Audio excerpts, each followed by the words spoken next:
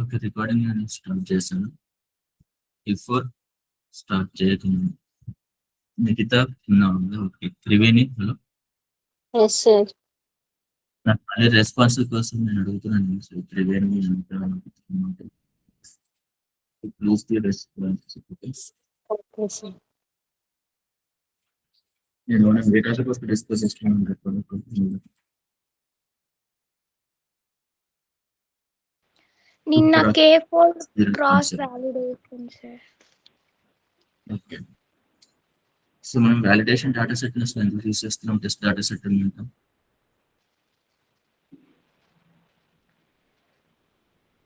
Hello sir, ఇంకొకసారి చెప్పండి sir. మనం వాలిడేషన్ డేటా సెట్ ని ఎందుకు యూస్ చేస్తున్నాం? మనకి టెస్ట్ డేటా సెట్ ఉంది. సార్ మనం టెస్ట్ చేసింది, ట్రైన్ చేసింది దాన్ని పర్ఫెక్ట్ గా ఇది మెమరైజ్ చేసుకోయిందా లేదా లాజిక్ గా థింక్ చేసిందని టెస్ట్ చేయడానికి వాలిడేషన్ డేటా సెట్ ని యూజ్ చేసుకుంటాం.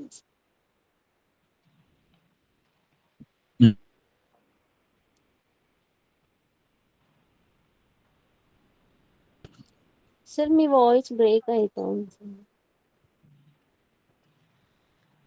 ఓకేనా?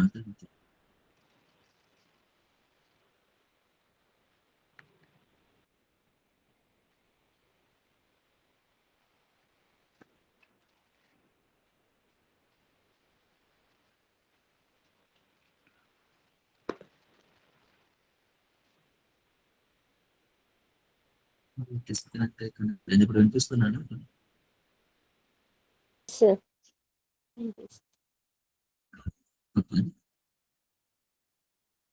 ఏమైనా ఆన్సర్ చెప్తున్నాను. ఏంటని చెప్పండి. వాలిడేషన్ డేటా సెట్ ఎందుకు అవసరం మనకి? సార్ మనకి వాలిడేషన్ డేటా సెట్ ఎందుకు అవసరం? టెస్ట్ డేటా సెట్ ఉంది.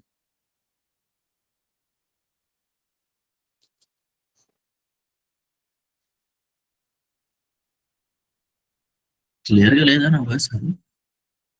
ఎస్ సార్, కొంచెం స్లోగా వినిపిస్తుంది సార్.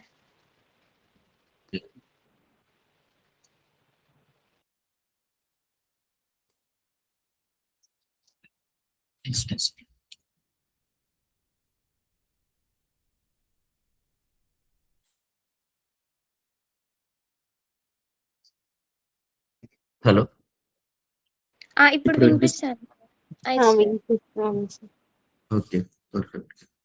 ఓకే, సో మనకి వాలిడేషన్ డేటా సెట్ ఎందుకు అవసరం? మనకి టెస్ట్ డేటా సెట్ ఉన్నాక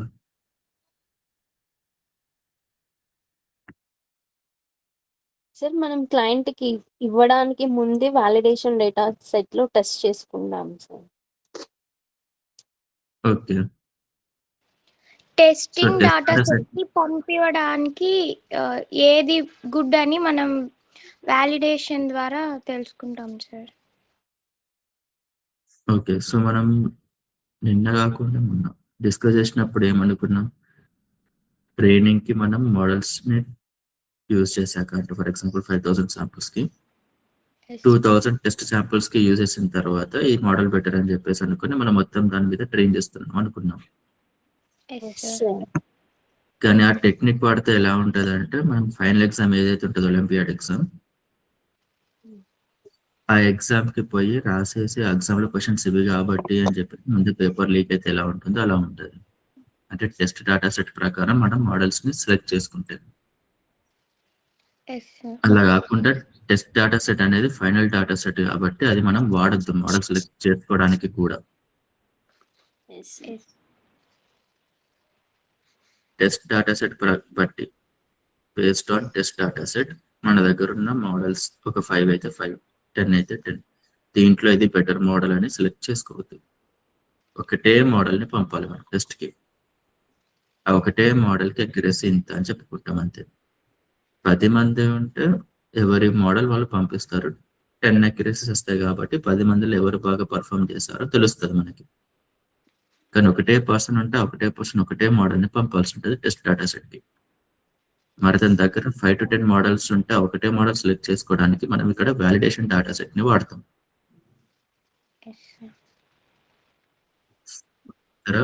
ఒకవేళ 10,000 శాంపుల్స్ ఉంటే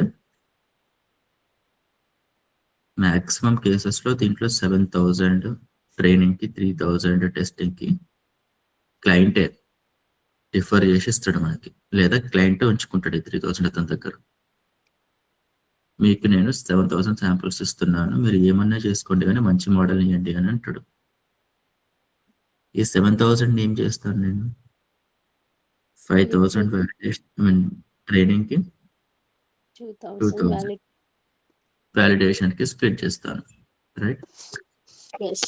మిగతా please be responsive, only Triveni ఉంటుంది. సో 5,000 ట్రైనింగ్కి, 2,000 వ్యాలిడేషన్కి తెలుసుకున్న తర్వాత ఇప్పుడు మన దగ్గర ఒకే ఒక పర్సన్ ఉంటే, ఫర్ ఎగ్జాంపుల్ పర్సన్ ఏ. ఒక్కొక్కరు ఇలా జాయిన్ అవుతున్నారు ఏంటప్ప. ఒకవేళ మన దగ్గర ఒకటే పర్సన్ ఉంటే అతనికి ఒక 5 ml మోడల్స్ ఉన్నాయి అతని మైండ్లో, ML1 to ML5. ఈ 5 మోడల్స్ అతను దేనిపైన ట్రైన్ చేస్తాడు? First validation sir. దేనిపైన ట్రైన్ చేస్తాడు ఫస్ట్ మోడల్స్ ని? 5,000 దానికి ట్రైన్ చేస్తాను. మరి వాలిడేషన్ కాదు, అది ట్రైనింగ్ డేటా సెట్ పైన ట్రైన్ చేస్తాడు ఫస్ట్. సో 5,000 శాంపుల్స్ పైన ట్రైన్ చేశాక ఈ 5 మోడల్స్ లో ఏ మోడల్ బెటర్ పర్ఫార్మ్ చేస్తుందో అతనికి తెలుస్తుంది. No sir. ఇప్పుడు 5,000 తోనే ట్రైన్ అయిపోయింది కదా, ఈ 5,000 మీద టెస్ట్ చేస్తున్నాడు మళ్ళీ మోడల్స్. అప్పుడు 5 మోడల్స్ కి ట్రైనింగ్ అక్యురసీస్ వస్తాయి మనకి. Training accuracy 1 to training accuracy 5. Based on ఈ ట్రైనింగ్ అక్యురసీస్ అతను సెలెక్ట్ చేసుకోగలుగుతాడా ఈ మోడల్స్ లో ఏది బెటర్ మోడల్? No sir. ఎందుకు? దీంట్లో కొన్ని మోడల్స్ మెమరైజ్ చేయొచ్చు, కొన్ని మోడల్స్ లాజికల్ గా అర్థం చేసుకొని ఉండొచ్చు. అంతేనా Harshita? Yes sir. Okay. So దీనికోసం మనం ఏం చేస్తామంటే ఈ మోడల్స్ చూడని కొత్త క్వశ్చన్స్ కి ఎలా పర్ఫామ్ చేస్తుందో చెక్ చేసుకోవడానికి రిమైనింగ్ 2,000 థింగ్స్ ఉన్నాయి కదా మన దగ్గర శాంపుల్స్, వీటికి వాలిడేషన్ అక్యురసీస్ కనుక్కుంటాం మనం. Validation accuracies VA2, VA1 to VA5. ఇప్పుడు ఈ అక్యురసీస్ లో దేనికి ఎక్కువ అక్యురసీ వచ్చిందో ఆ మోడల్ బెటర్ మోడల్ అన్నట్టే కదా ఉన్న 5 మోడల్స్ లో. ఇప్పుడు ఈ మోడల్ బెటర్, కానీ మోడల్ ట్రైన్ అయింది 5,000 ట్రైనింగ్ శాంపుల్స్ పైన. మనకి ఇక కన్ఫ్యూజన్ లేదు కదా మిగతా మోడల్స్ చూస్ చేసుకోవద్దా అని. మోడల్ కన్ఫర్మ్ అయిపోయిన తర్వాత ఇంకేం చేస్తాం? ఈ 5,000 ట్రైనింగ్ శాంపుల్స్ మాత్రమే కాకుండా ఈ వాలిడేషన్ శాంపుల్స్ ని కూడా మనం యాడ్ చేసుకొని మొత్తం 7,000 శాంపుల్స్ మీద ట్రైన్ చేస్తాం మళ్ళీ దీన్ని మెషిన్ లెర్నింగ్ మోడల్ 4ని. ఆ ట్రైన్ అయిన మోడల్ డైరెక్ట్ మనం క్లయింట్ కి పంపిస్తాం, క్లయింట్ టెస్ట్ చేసుకుంటాడు. అవసరమైతే ఒకటే మోడల్ టెస్ట్ చేసుకుంటాడు, అక్యురసీ వచ్చింది అనుకుంటాడు, అక్కడ దాకా ఆగిపోతాడు. అంతే. ఇక్కడ ఏం కంపేర్ చేస్తలేడు, దేని ఎలిమినేట్ చేస్తలేడు. అవునా? సో టెస్ట్ డేటా సెట్ అనేది ఫైనల్ ఎగ్జామ్ లాగా. అది ఎగ్జామ్ రాసినాక ఇంకా ఏముంటుంది సెలెక్ట్ చేసుకోవడానికి, కంపేర్ చేసుకోవడానికి. ఫైనల్ ఎగ్జామ్ అంతే. అది వరల్డ్ కప్ ఫైనల్ లాగా. వరల్డ్ కప్ ఫైనల్ అయిపోయినాక మళ్ళీ ధోని పోయి ప్రాక్టీస్ చేయడు కదా పిచ్చుకెళ్ళి. అలా ఏంటిది అదే వాయిస్ ఉండలేదు కావచ్చు. సో ఫైనల్ మ్యాచ్ తర్వాత అయితే ఎవరు పోయి ప్రాక్టీస్ చేయరు. అలాగే ఫైనల్ మ్యాచ్ లాగా ఆ మ్యాచ్ కి పోకముందే మన దగ్గర ఉన్న ది బెటర్ మోడల్స్ లో ఏది బెటర్ మోడల్ అని చూస్ చేసుకుంటాం. దానికి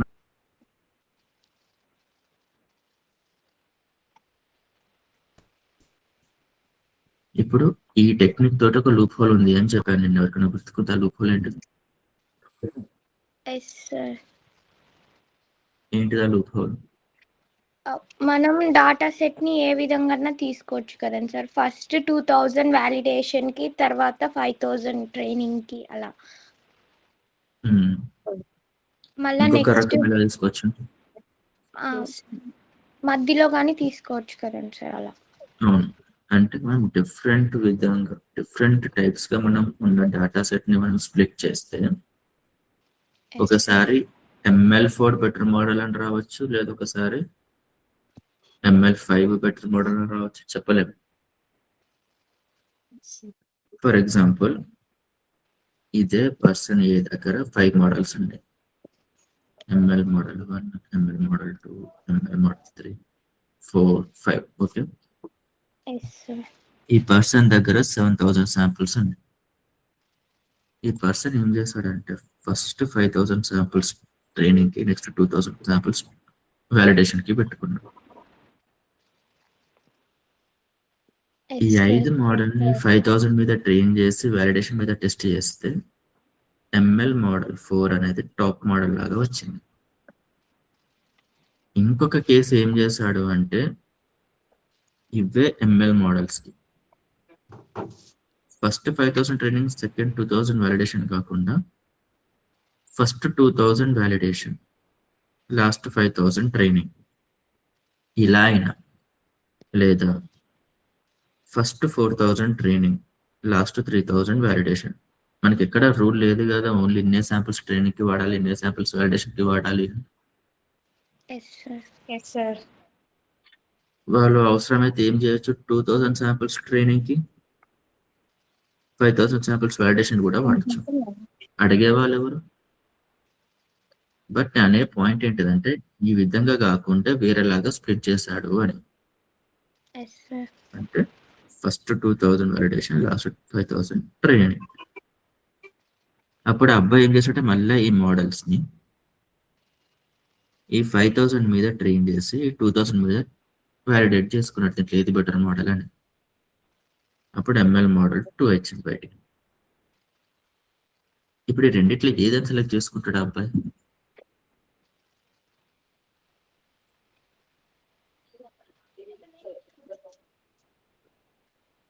ఏది అక్యురసీ వస్తే అది సెలెక్ట్ చేసుకుంటారు.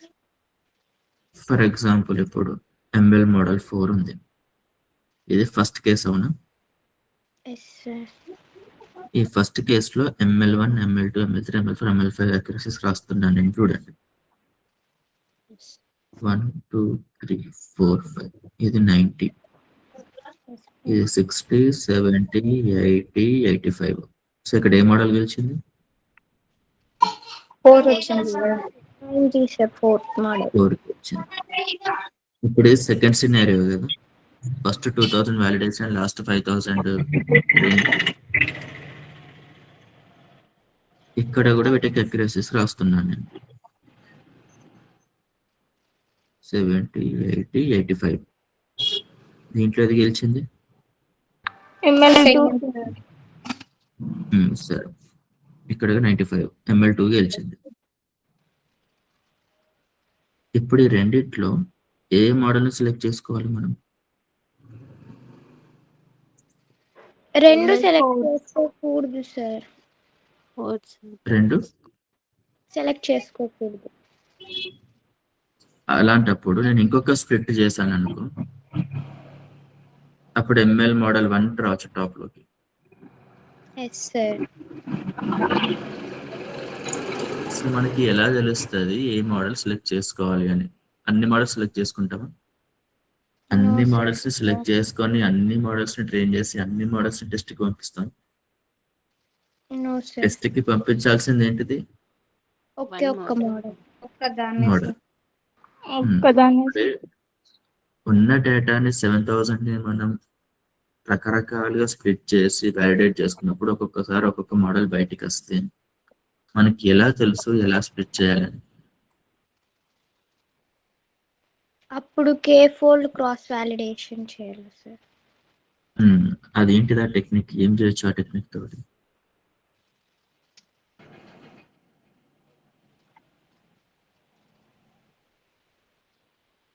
ఎవరైనా చెప్పగలుగుతారా? నేను క్లాస్ ఎవరికన్నా ఒకరికన్నా ఐడియా ఉందా?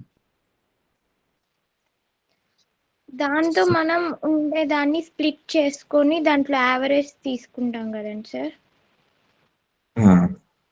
అది నేను క్లియర్గా చెప్తాను ఏంటిదండి. ఇప్పుడు మన దగ్గర ఇందాక ఎన్ని శాంపుల్స్ ఉన్నాయి మనకి? ట్రైనింగ్ వాలిడేషన్ కలిపి 7000 కదా.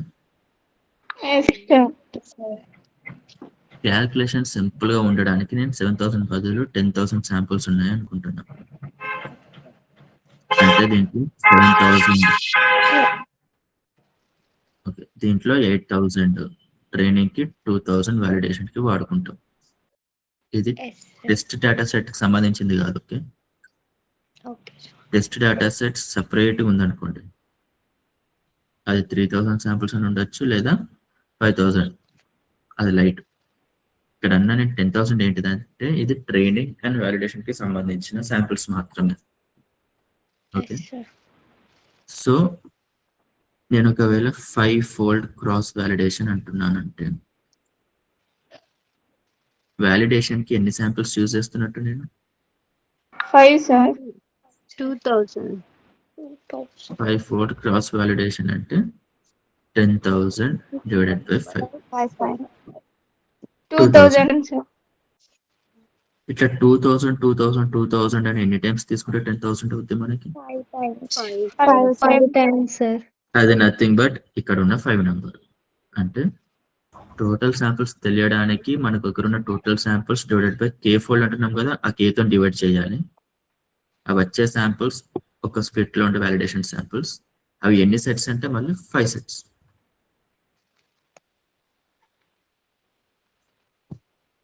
మనకి ఇప్పుడు టోటల్ శాంపిల్స్ 6,000 ఉన్నాయి అనుకుందాం. 3-fold క్రాస్ వాలిడేషన్ అంటున్నాం. మొత్తం ఎన్ని స్ప్లిట్స్ పాసిబుల్ అయితే మనకి? 3 సార్. 3 స్ప్లిట్స్ పాసిబుల్ అవుతుంది. ఈచ్ స్ప్లిట్ లో ఎన్ని ఉంటాయి శాంపిల్స్ వాలిడేషన్ కి? 2000 సార్. సో జనరిక్ గా చూసుకుంటే ఇది టోటల్ నెంబర్ ఆఫ్ శాంపిల్స్ అయితే కే ఫోల్డ్ క్రాస్ వాలిడేషన్ అంటున్నా అంటే టోటల్ స్ప్లిట్స్ అన్ని కే. కే. ఈచ్ స్ప్లిట్ లో ఎన్ని శాంపిల్స్ ఉంటాయి? ఎన్. n/k. ఈచ్ స్ప్లిట్ లో n/k ఉంటది కాబట్టి దాన్ని మనం k టైమ్స్ మల్టిప్లై చేస్తే మళ్ళీ మనకి n వస్తుంది. ఇప్పుడు n ప్లస్ నంబర్స్ పెట్టుకోండి. 10,000, ఇది 5. టోటల్ స్ప్లిట్స్ ఎంత? k ఫోల్డ్ 5-fold కాబట్టి 5. ఈచ్ స్ప్లిట్ లో శాంపిల్స్ అంటే 10,000 కాబట్టి 10,000 డివైడెడ్ బై 5 అంటే 2,000. 2,000 ఇంటూ మొత్తం ఎంత? మళ్ళీ ఎన్ని స్ప్లిట్స్? ఇది 5. మళ్ళీ ఎన్ని శాంపిల్స్ అవుతుంది మొత్తం? 10,000. ఇది క్లియర్ కదా అందరికి? ఓకే, ఇప్పుడు మన దగ్గర 10,000 శాంపిల్స్ ఉన్నాయి. మనకు వస్తున్న ఇష్యూ ఏంటిది? ఒక కేస్ సినారియోలో ఫస్ట్ 8,000 శాంపిల్స్ ట్రైనింగ్ కి, లాస్ట్ 2,000 శాంపిల్స్ వాలిడేషన్ కి వాడితే ML4 కి మంచి అక్యురసీ రావచ్చు. Second scenario first 8,000 samples training కి కాకుండా ఫస్ట్ 2,000 శాంపిల్స్ ట్రైనింగ్ కి ప్లస్ లాస్ట్ 6,000 శాంపిల్స్ ట్రైనింగ్ కి. అంటే ఏంటిది? వాలిడేషన్ కి ఏమేమి ఉన్నట్టు? ఇక్కడ 0 to 2,000, ఇక్కడ 2,000 to 4,000 శాంపిల్స్ వాడుతున్నట్టు వాలిడేషన్ కి. సో ఇక్కడ ట్రైనింగ్ కి ఏం వాడుతున్నాను పక్కకు పెడితే వాలిడేషన్ కి ఏం వాడుతున్నా అని చెప్తే మిగతా ట్రైనింగ్ కే కదా. సో ఒక కేస్ సినారియోలో 0 to 2,000 శాంపిల్స్ వాలిడేషన్ కి వాడుతున్నా, ఇంకొక సినారియోలో 2,000 to 4,000 వాలిడేషన్ కి వాడుతున్నా. ఇక్కడ ML2 కి టాప్ ప్రయారిటీ వచ్చింది. ఇందాకటి కేసు ఇక్కడ మీరు చూస్తే ఇక్కడ ML4 కి ఇక్కడ ML2 కి వచ్చింది. అవునా? ML4 కి 90 వచ్చింది, ఇక్కడ ML2 కి ఎంత? 95. మరి ఇక్కడ 90, 95 ఉంది కాబట్టి రెండిట్లో నేను ML2 సెలెక్ట్ చేసుకోవచ్చా? ఎందుకు? ఒకళ్ళు చెప్పండి, రీజన్ ఎందుకు చేసుకోవద్దు? అక్కడ కేర్ఫుల్ వాలిడేషన్ చేయలేదు కదండి సార్ ఇక్కడ. కేర్ఫుల్ సంబంధించింది కాదు. ఇప్పుడు నేను కేర్ఫుల్ లేదా అంటే ఇప్పుడు ఇది సినారియో ఏదైతే ఉందో ఫస్ట్ 5,000 శాంపిల్స్ ట్రైనింగ్ కి లాస్ట్ 2,000 శాంపిల్స్ వాలిడేషన్ కి చేసినప్పుడు నాకు ఇక్కడ 5 మోడల్స్ కి 5 డిఫరెంట్ అక్యురసీస్ వచ్చాయి. ML4 కి టాప్ ప్రియారిటీ వచ్చింది. నేను వేరే విధంగా డేటా సెట్ ని స్ప్లిట్ చేసినప్పుడు ML2 కి టాప్ హైయెస్ట్ అక్యురసీ వచ్చింది. అది వేరే స్ప్లిట్ ML4 వచ్చింది, ఇది వేరే స్ప్లిట్ ML2 వచ్చింది, రెండు డిఫరెంట్ మోడల్స్ కాబట్టి ఇది కరెక్ట్ లేదనుకుని మనం ఆగిపోతున్నాం. కానీ ML4 కి చూస్తే ఇక్కడ హైయెస్ట్ ఉంది, ML2 కి చూస్తే 95 ఉంది. 95 బిగ్గర్ గా వచ్చి ఈ రెండిట్లో మనం ML2 ని సెలెక్ట్ చేసుకుని ML2 ని ఎందుకు పంపిస్తున్నాం test data set?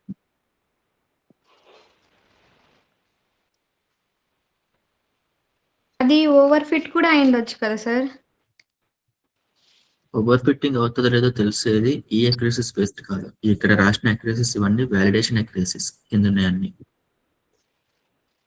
Okay sir, okay sir.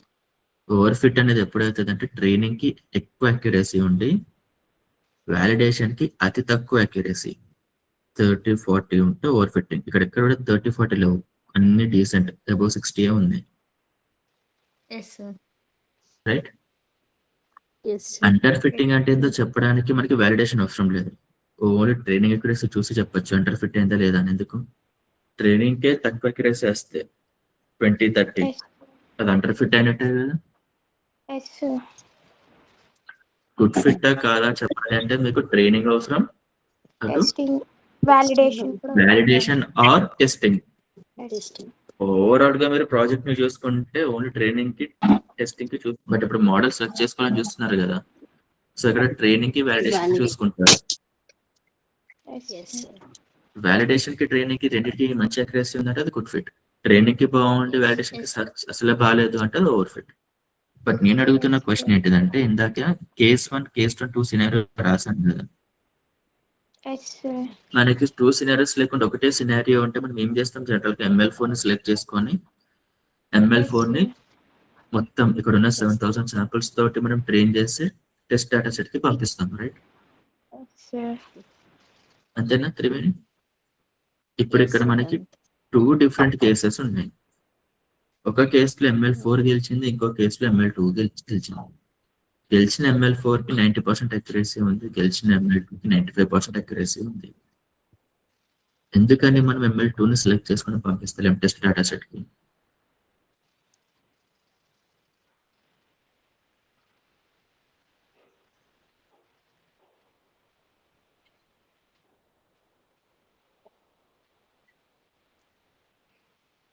ఈ క్వశ్చన్ ఆన్సర్ చెప్పండి, తర్వాత మనం K4 ఎందుకు నేను చెప్తాను.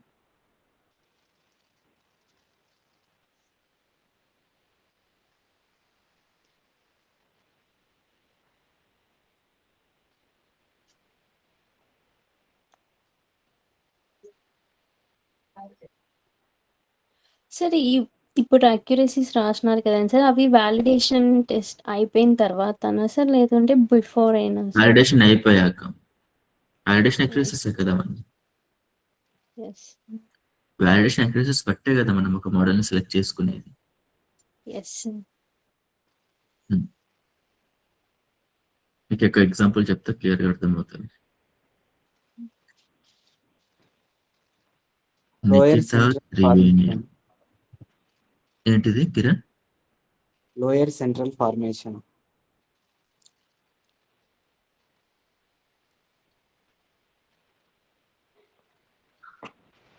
హలో కిరణ్ బస్ నాకే బ్రేక్ అవుతుందా మీకు బ్రేక్ అయింది? వినిపిస్తుంది సార్ మీరు. కిరణ్ బస్ లోయర్ సెంట్రల్ ఫార్మేషన్. కిరణ్ ఒకసారి చాట్ చేస్తావా? నాకు అర్థం కావట్లేదు.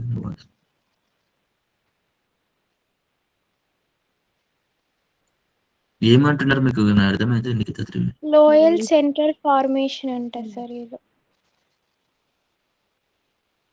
అంటే ఏమో తెలియదు. సెంటర్ ఫార్మేషన్ లేదు. సరే ఒక ఎగ్జాంపుల్ ఇస్తాను మీకు. నిఖిత త్రివేణి ఇద్దరు ఉన్నారు, రైట్? నిఖిత చెస్ ఎక్స్పర్ట్ అనుకుందాం, త్రివేణి క్యారమ్స్ లో ఎక్స్పర్ట్ అనుకుందాం.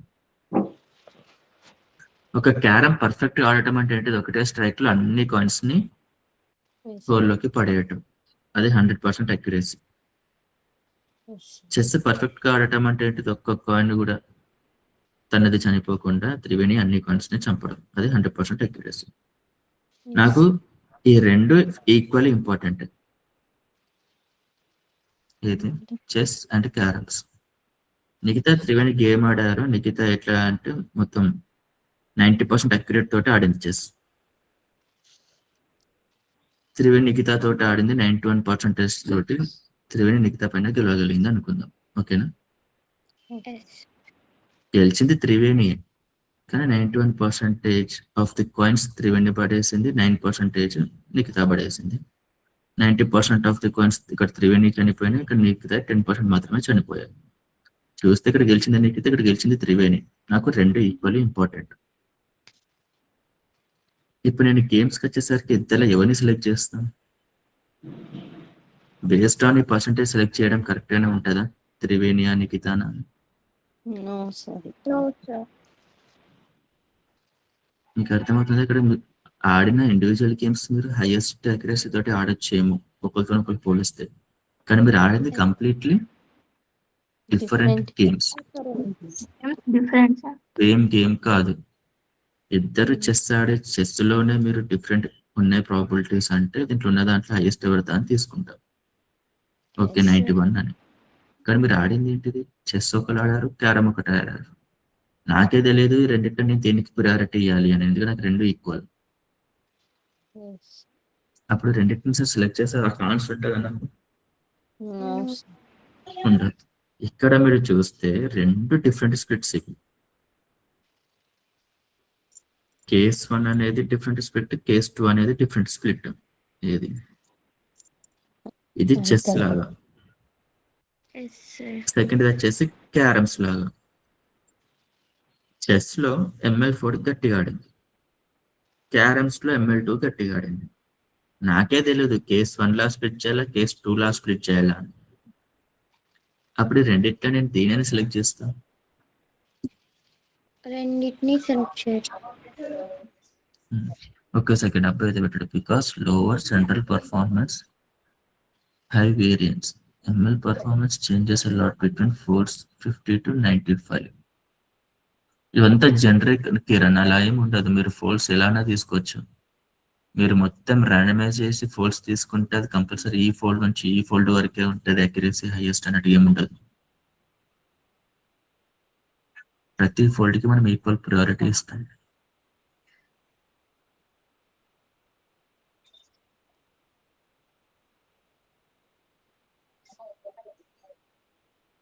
సో మీకు ఈ ఎగ్జాంపుల్ అర్థమైనట్టేనా?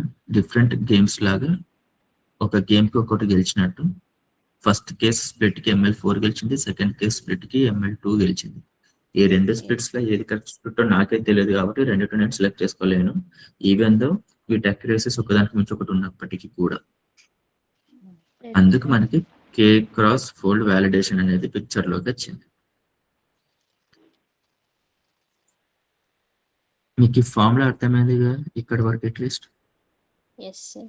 10,000 శాంపుల్స్ ఉంటాయి. K ఫోల్డ్ క్రాస్ వ్యాలిడేషన్ అంటే మొత్తం K స్ప్లిట్స్ ఉన్నట్టు.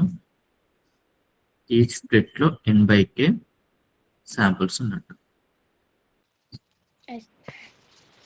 ఇప్పుడు 10,000 ఎగ్జాంపుల్ కి మనకి మొత్తం స్ప్లిట్స్ ఎలా వస్తుందో చూద్దాం. 10,000 శాంపుల్స్ అంటున్నా, K = 5 అంటున్నా. అప్పుడు ఏమైతుంది? ఒక ఫస్ట్ స్ప్లిట్ ఎలా ఉంటుంది? First 2,000 samples validation, remaining 8,000 0 to 2,000 samples validation. Remaining అంతా ట్రైనింగ్ కి. ట్రైనింగ్ ఏంటియో నేను రాయట్లేదు ఇప్పుడు. ఓకేనా? మిగతా నెక్స్ట్ ఏంటిది? 2,000 to 4,000 వ్యాలిడేషన్. తర్వాత 4,000 to 6,000, 6,000 to 8,000, 8,000 to 10,000. ఇవి డిఫరెంట్ స్ప్లిట్స్. అవునా? సార్. ఇప్పుడు నా దగ్గర 5 డిఫరెంట్ స్ప్లిట్స్ ఉన్నాయి కాబట్టి స్ప్లిట్ 1 నుంచి స్ప్లిట్ 5 అని రాస్తున్నా. వీటిని మోడల్స్ ఎన్ని ఉన్నాయి నా దగ్గర? ML1 to ML5 ఉన్నాయి. ఒక మోడల్ తీసుకుంటాను నేను ML1 ని, అన్ని స్ప్లిట్స్ పైన నేను వ్యాలిడేట్ చేసుకుంటా, ట్రైన్ చేసుకొని. అప్పుడు స్ప్లిట్ 1 యొక్క వ్యాలిడేషన్ 1 స్కోర్ వస్తుంది కదా.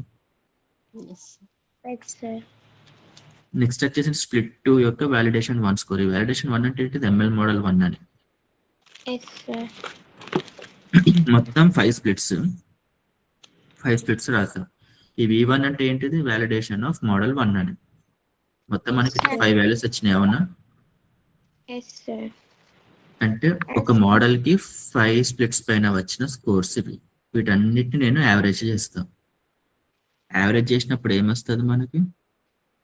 క్రాస్ వాలిడేషన్ స్కోర్ వస్తుంది ML1 కి. Yes sir. ఇలా ప్రతి ఒక్క మోడల్ కి దాని యొక్క క్రాస్ వాలిడేషన్ స్కోర్ వస్తుంది కదా. క్రాస్ వాలిడేషన్ స్కోర్ అంటే ఏంటిది? ఇది S1V1 plus S2V1 plus S3V1 plus S4V1 plus S5V1 by 5. ఇట్లా ప్రతి ఒక్క మోడల్ కి వాటి యొక్క యావరేజ్ స్ప్లిట్ స్కోర్స్ వచ్చేస్తాయి. అంటే మొత్తం 5 వాల్యూస్ వస్తాయి. Yes sir. ML1 2 3 4 5 మోడల్స్ కి CV1 V2 V3 V4 V5. దీంట్లో దేనికి యావరేజ్ స్కోర్ హైయెస్ట్ ఉందో అది గెలిచింది అని అనుకున్నప్పుడు ఈ ML3ని మళ్ళీ ఎన్ని శాంపిల్స్ పైన ట్రైన్ చేస్తాం? ఈసారి ఎన్ని శాంపిల్స్ పైన ట్రైన్ అయింది? ఇంతకుముందు 8,000 అని 5 టైమ్స్ ట్రైన్ అయింది. Yes sir. ఇప్పుడు మోడల్ గెలిచింది కదా ML3 based on cross validation score పైన. ఈ ML3ని ఇప్పుడు 10,000 శాంపిల్స్ పైన ట్రైన్ చేస్తాం. Yes sir. ట్రైన్ చేసి దాన్ని టెస్ట్కి పంపిస్తాం, అంతే. ఇదే ఫ్లో. ఈ స్కోర్స్ రావడానికి ఎన్ని శాంపిల్స్ మీద ట్రైన్ అయింది మోడల్? 5. 5 సార్. 5. సార్. 8,000 ఉన్న 10,000 శాంపిల్స్ లో 2,000 వాలిడేషన్ అయినప్పుడు రిమైనింగ్ 8,000 కదా ట్రైనింగ్. ఎస్. ప్రతి స్ప్లిట్ లో 8,000 ఉంటుంది కదా ట్రైనింగ్. Yes sir. ఒక ML మోడల్ తీసుకొని దీనిపైన మీరు ట్రైన్ చేయండి. అంటే ఏంటిది? ఈ 8,000 శాంపిల్స్ పైన ట్రైన్ చేయండి, 2,000 మీద వ్యాలిడేట్ చేయండి. వాలిడేషన్ స్కోర్ వస్తుందా? ఆ వాలిడేషన్ స్కోరే ఇది S1V1. మళ్ళీ ML మోడల్ 1ని తీసుకెళ్ళి దీనిపైన ట్రైన్ చేయండి. దీనిపైన ట్రైన్ చేయడం అంటే ఏంటిది? ఇక్కడ ఉన్న 8,000 మీద ట్రైన్ చేయడం, ఈ 2,000 to 4,000 పైన వ్యాలిడేట్ చేయడం. సెకండ్ ఎగ్జాంపుల్ లో 8,000 శాంపిల్స్ ఏంటి? ఫస్ట్ 2,000 శాంపిల్స్ లాస్ట్ 6,000 శాంపిల్స్ అవునా? Yes sir. ఎందుకు? మధ్యలో ఉన్న 2,000 శాంపిల్స్ కాబట్టి నేను చూస్తుంది వ్యాలిడేషన్ కి. సో ఇక్కడ ఈ రాసిన 5 ఏంటి అంటే 5 టైమ్స్ ఈ మోడల్ ట్రైన్ అయినట్టు. ML1 ట్రైన్ అయిన ప్రతిసారి 8,000 శాంపిల్స్ మీద ట్రైన్ అయినట్టు. వ్యాలిడేట్ అయిన ప్రతిసారి మనకి వాలిడేషన్ స్కోర్స్ వచ్చినట్టు. మొత్తం ఎన్ని వాలిడేషన్ స్కోర్స్ వచ్చాయి మనకి ఒక మోడల్ కి? అంటే మొత్తం ఎన్ని స్ప్లిట్స్ ఉంటే అన్ని వాలిడేషన్స్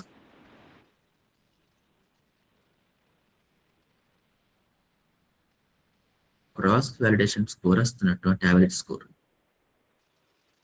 ఎస్ సార్. ఈ స్కోర్స్ ప్రకారం మీరు ఒక మోడల్ ని సెలెక్ట్ చేసుకుంటారు.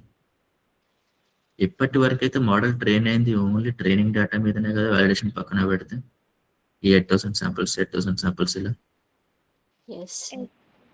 ఇప్పుడు మోడల్ మీకు గెలిచింది కాబట్టి ఇప్పుడు ఏం చేయొచ్చు? మోడల్ ని మీరు ట్రైన్ చేయడానికి ఆ ట్రైనింగ్ వాలిడేషన్ ఏవైతే ఉన్నాయో వాటిని మొత్తం యాడ్ చేస్తే మనకి వచ్చింది 10,000 శాంపిల్స్. ఆ 10,000 మీద ట్రైన్ చేస్తున్నాం. ట్రైన్ అయిన మోడల్ నేను ఇంకా టెస్ట్ పంపించేస్తాను, ఫైనల్ మోడల్. ఇక్కడ ఏముండదు కంపారిజన్ చేసుకోవడానికి. ఇప్పుడు నేను చెప్పింది 100% ఎంతమందికి క్లియర్గా ఉంది? అర్థమైంది సార్. త్రివేణికి అర్థమైంది, నిఖితకి అర్థమైంది, సౌజన్య అర్థమైంది సార్. అర్థమైంది, ఆర్షియా అర్థమైంది సార్. ఓకే. ఎవరికైనా డౌట్స్ ఉన్నాయా దీంట్లో? కొన్ని నేమ్స్ చదువుతా, దీంట్లో ఎవరికైనా ఒక్కరికి డౌట్ ఉన్నా ప్లీజ్ రేజ్ యువర్ హ్యాండ్. ఓకేనా? నిఖిత, త్రివేణి, మాధవి, అనిత, ఉపరకిల, సృష్టి, హర్షిత, శంకరమకిల, సౌజన్య. మీలో ఎవరికైనా ఒక్కరికైనా డౌట్స్ ఉన్నాయి? అర్థమైంది సార్. ఓకే. డౌట్స్ ఉన్న వాళ్ళు జస్ట్ రైజ్ చేయండి అంతే. అర్థమైందని కాదు. ఎవరికేం డౌట్స్ లేవు కదా దీంట్లో? No sir. Okay. No sir. Okay. ఇప్పుడు ప్రతిసారి మనం K fold cross validation use చేయాలంటారా?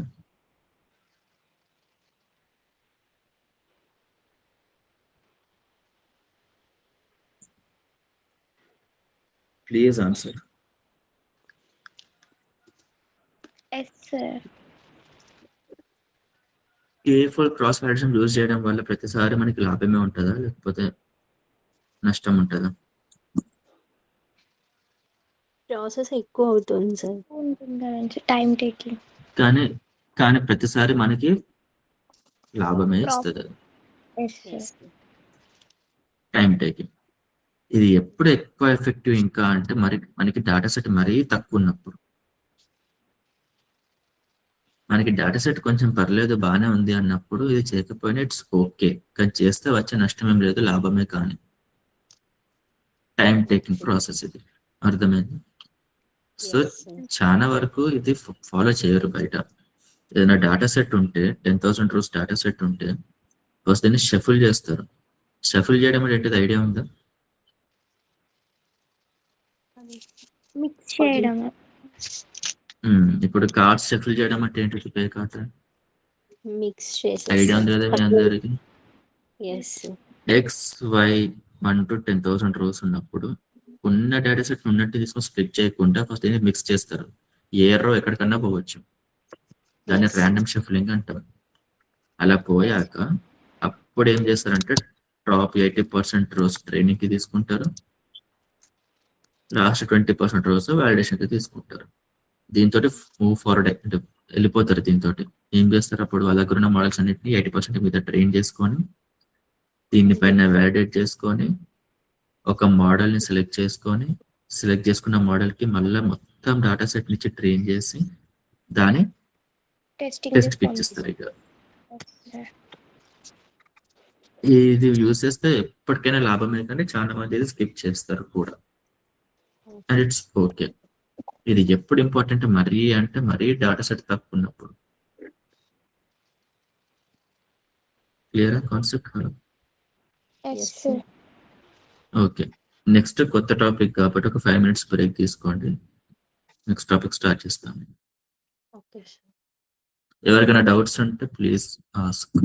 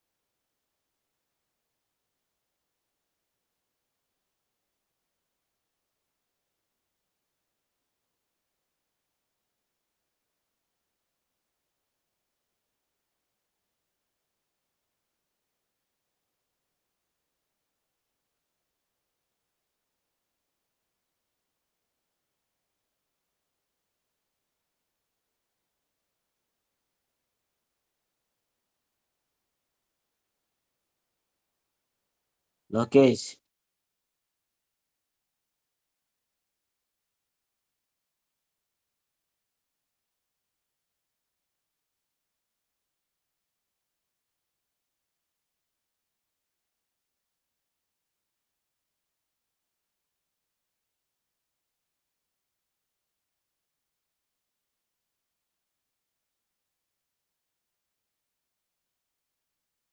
Vijay.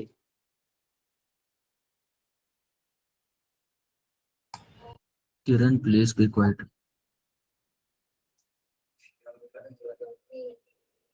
ఇంకొక మినిట్ లో స్టార్ట్ చేస్తాను క్లాస్.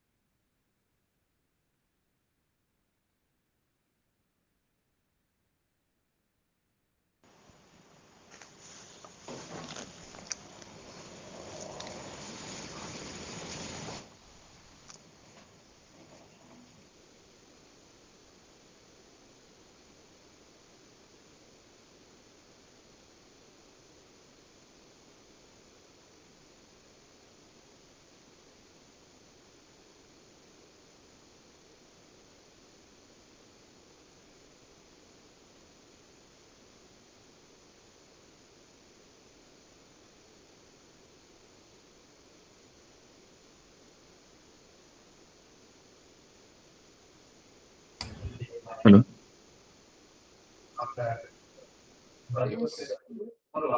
ఓకే. సో ఇందాకటి కేర్ఫుల్ క్రాస్ వాలిడేషన్ అంతవరకే. మనం ఎప్పుడైనా ఎగ్జాంపుల్స్ చూద్దాం అది ఎలా అనేది.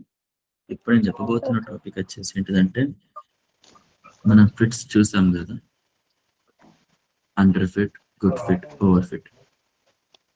ఒక సెకండ్ ఆగండి. తంబూరిగిరి. చెప్పండి సార్. హలో. ఎందుకు హలో. అన్మ్యూట్ చేస్తున్నావు? ఓకే, ఆ మైక్ ని మ్యూట్ చేస్తుంటే కూడా నేను. Okay okay sir.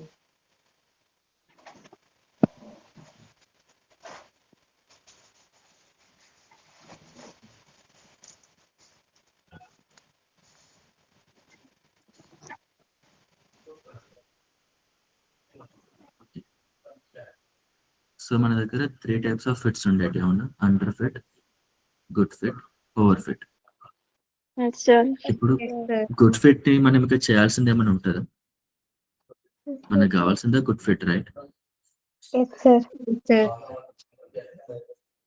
మనం సాల్వ్ చేయగలిగేది ఏమైనా ఉన్నాయా? ఏంటి under fit, good fit, over fit లో? Under fit problem and over fit problem. Yes sir.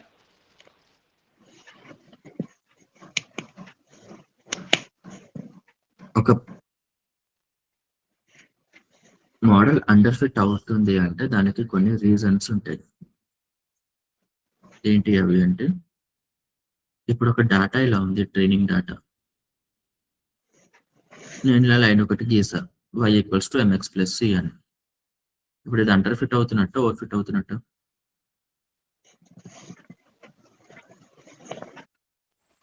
Under fit. Under fit అవుతున్నట్టు సార్. ఎందుకు? గివెన్ పాయింట్స్ కన్నా కింద ఉంది లైన్. ఈవెన్ పర్ఫెక్ట్ అని కాదు, ఉన్న పాయింట్స్ కి లైన్ కి ఎర్రర్ ఉంది చాలా, అవునా? Yes sir. చాలా కానీ ఏ పాయింట్స్ తోటి ఎర్రర్ ఉంది? ట్రైన్ డేటా సెట్ తోటి ఎర్రర్ ఉంది. ఎస్ వాలిడేషన్ పక్కన పెట్టండి, మీకు ఇచ్చిన train data set right fit అవుతలేదు అక్కడ ప్రాపర్ గా. సార్. ఇక్కడ రీజన్ ఏంటిది? మోడల్ అనేది కాంప్లెక్స్ మోడల్ లేకపోవడం, జస్ట్ సింపుల్ లైన్ ఉండడం. పైన డేటాకి కరెక్ట్ మోడల్ ఏంటిది? ఒక కర్వ్. అంటే ఒక ప్రాపర్ కాంప్లెక్స్ మోడల్ వాడకుండా సింపుల్ మోడల్స్ వాడితే అండర్ ఫిట్ అయ్యే ఛాన్సెస్ ఎక్కువ ఉంటాయి. లేదా మీ దగ్గర మోడల్ ప్రాపర్ గా ఉన్న డేటా సెట్ కరెక్టా లేకపోతే తక్కువ శాంపిల్స్ ఉన్నాయనుకోండి, అప్పటికి కూడా అండర్ ఫిట్ అవుతుంది.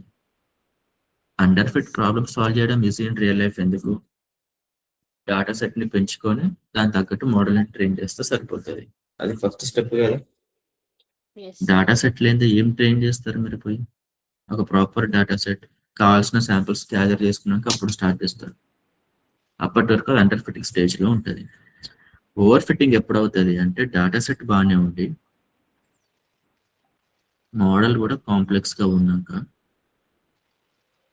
అది నేర్చుకోకుండా మెమరైజ్ చేస్తాం చూసారా, అప్పుడు ఆ మోడల్ ని ఓవర్ ఫిట్టింగ్ అంటాం. అవునా? Yes, sir. అంటే ఏంటిది? ఒక ట్రైనింగ్ డేటా సెట్ ఉంది ఇలా.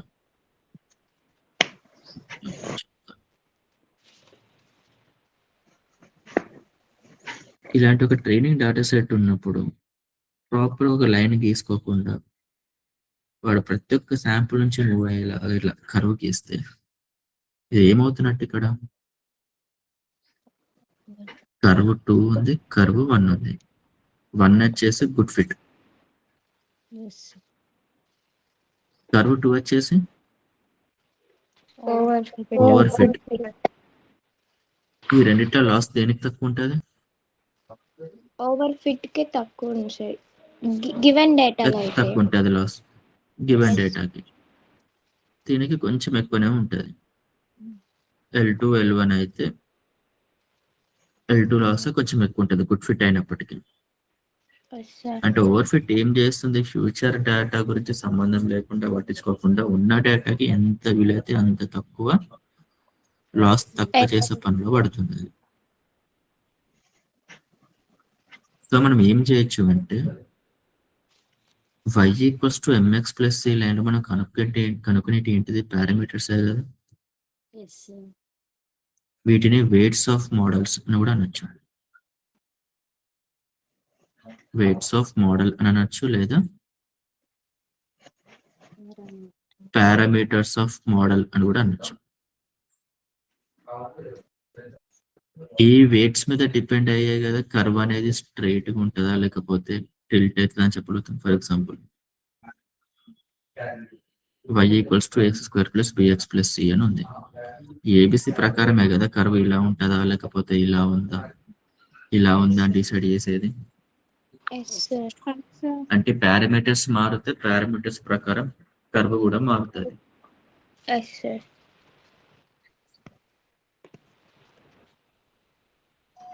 ఇప్పుడు ఒక మోడల్ ఓవర్ ఫిట్ అవ్వడానికి ఇక్కడ మీకు కనబడుతున్న ఫస్ట్ రీజన్ ఏంటిది చెప్పండి? లైన్ 1 కి లైన్ 2 కి మెయిన్ డిఫరెన్స్ ఏంటిది? Error loss sir. ఎర్రర్ చూసుకోండి.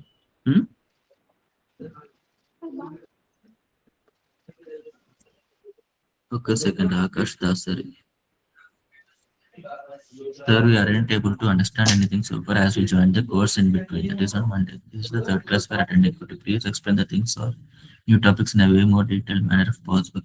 మళ్ళీ క్లాస్ ఎక్స్ప్లెయిన్ చేయలేము, బట్ మీకు యూట్యూబ్ వీడియోస్ ఉంటే ప్రీవియస్ క్లాసెస్ మీరు చూడాలనుకుంటే ట్రైరైడ్ సొల్యూషన్స్ LLP అని చెప్పేసి యూట్యూబ్ లో ఛానల్ నేమ్ అది. ఆ ఛానల్ కి వెళ్ళి ప్లేలిస్ట్ చూస్తే అక్కడ AIML ఇంటర్న్షిప్ అని చెప్పేసి ఉంటుంది. దాంట్లో ప్రీవియస్ లెక్చర్స్ ఉంటాయి, మీరు అవి కంటిన్యూ అవ్వచ్చు. దాంట్లో ఎప్పటికప్పుడు అప్లోడ్ అవుతూ ఉంటాయి. సేమ్ లైక్ ఇవాళ వీడియోస్ ఎట్లయితే రికార్డ్ చేసి అప్లోడ్ చేస్తున్నాం, వీకెండ్ కి అప్డేట్ అవుతూ ఉంటుంది ఆ ఛానల్. ప్రీవియస్ వీడియోస్ అడుగుతున్న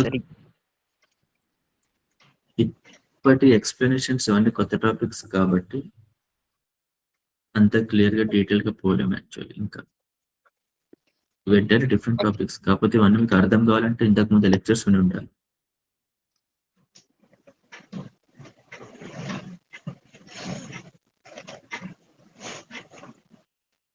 సో ఇక్కడ 2 కర్వ్స్ ఉన్నాయి కదా, కర్వ్ 1 కర్వ్ 2. వీటికి ఉన్న డిఫరెన్స్ వచ్చేసి కర్వ్ 1 కి లాస్ కొంచెం ఎక్కువ ఉంటుంది 2 కంటే. బట్ Yes, నేను sir. ఈ రెండింటిని 2 డిఫరెంట్ మోడల్స్ అనుకుంటే ఈ మోడల్స్ మధ్యలో ఉన్న డిఫరెన్స్ ఏంటిది? మీకు ఒకటి లైనింగ్, ఒకటి కరువు కదండి. కర్వ్ అంతే. లైన్ వచ్చేసి ఇక్కడ ఏంటిది y equals to mx plus c, ఇది కర్వ్ వచ్చేసి y equals to ax square plus bx plus c అంటే ఒకటే బెండ్ ఉంటుంది. కానీ ఇక్కడ ఏంటిది ఒక బెండ్ లేదు, చాలా బెండ్స్ ఉన్నాయి. అంటే అది ఎక్స్ పవర్ 6 ప్లస్ బిఎక్స్ పవర్ 5 చాలా పెద్ద కాంప్లెక్స్ మోడల్ ఇది, అవునా? ఈఓఎఫ్. Yes sir. సో ఇక్కడ ఉన్న డేటా సెట్ కి, ఫర్ ఎగ్జాంపుల్ డేటా సెట్ కి ఒక 10,000 రోస్ ఉంటే, ఈ లోకంలో డిఫరెంట్ టైప్స్ ఆఫ్ మోడల్స్ ఉండొచ్చు. కొన్ని ఏమో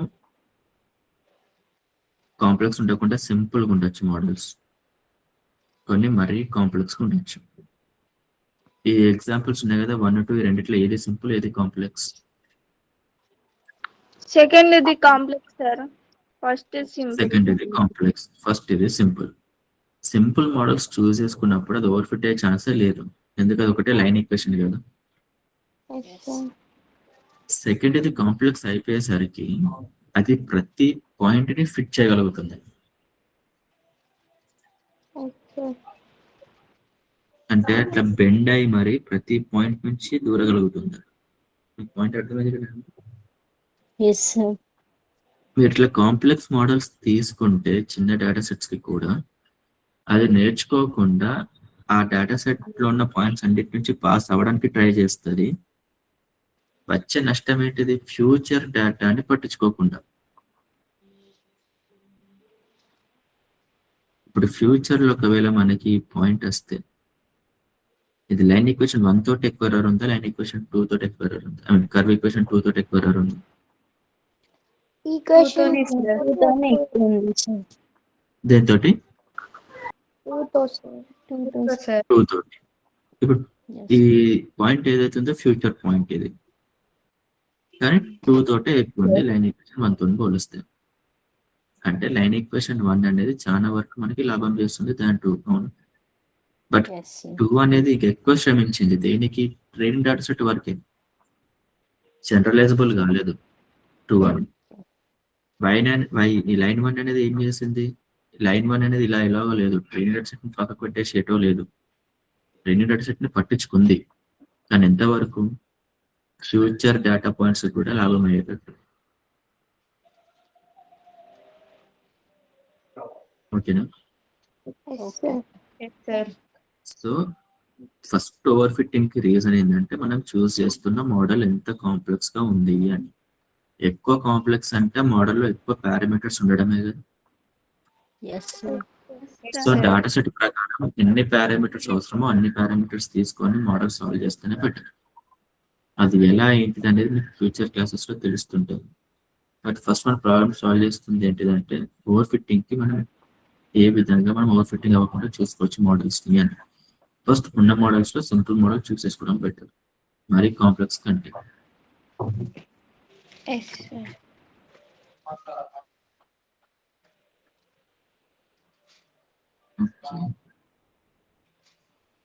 ఇప్పుడు సెకండ్ థింగ్, ఓవర్ ఫిట్టింగ్ అవ్వద్దు అంటే మనం చేంజ్ చేయగలిగేటి ఏముంటాయి? ఇప్పుడు for example y equals to ax square plus 2x plus c అని ఒక లైన్ ఈక్వేషన్, ఒక కర్వ్ ఈక్వేషన్.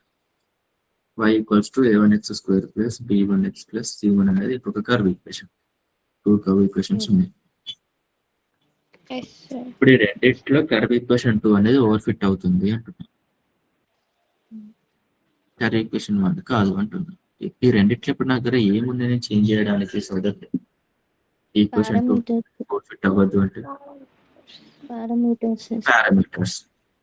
పారామీటర్స్ ని నేను ఒక రకంగా క్యాల్కులేట్ చేయాలి సో దట్ అది ఓవర్ ఫిట్ చేయదు మన కర్వ్. అంతేనా? మన చేతిలో ఉంది 3. ఇప్పుడు పారామీటర్స్ ని మనం ఎలా కనుక్కుంటున్నాం? a1 equals to a0 minus Alpha into by dou A. So m Dou A, sir. dou A. A ఇక్కడ A0, B0, C0.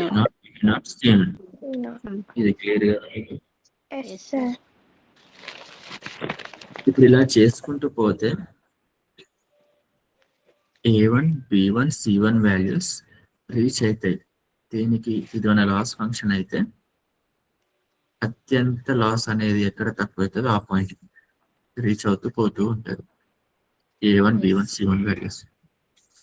అలా రీచ్ అవుతుందంటే ఈ పాయింట్స్ ఉన్నాయంటే ఇలాంటి లైన్ ఈక్వేషన్ రాకుండా ఇలాంటి కర్వ్ ఈక్వేషన్ వచ్చేలాగా రీచ్ అవుతున్నట్టు. ఎందుకు ఈ లైన్ ఈక్వేషన్ కి ఇక్కడ ఉండొచ్చు లాస్, కానీ ఈ కర్వ్ ఈక్వేషన్ కి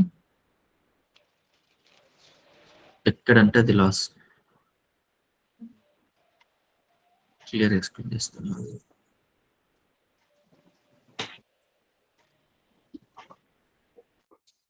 నేను ఈ పారామీటర్స్ ని కనుక్కుంటున్నట్టు దాని అర్థం ఏంటిది? లాస్ ఫంక్షన్ ఉంది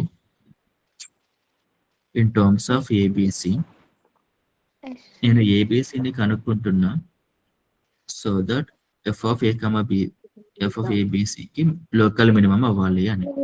yes sir. Yes sir. 3 points ఉన్నాయి ఇట్లా. ఇది నేను గుడ్ ఫిట్ అంటున్నా, ఇది ఓవర్ ఫిట్ అంటున్నా.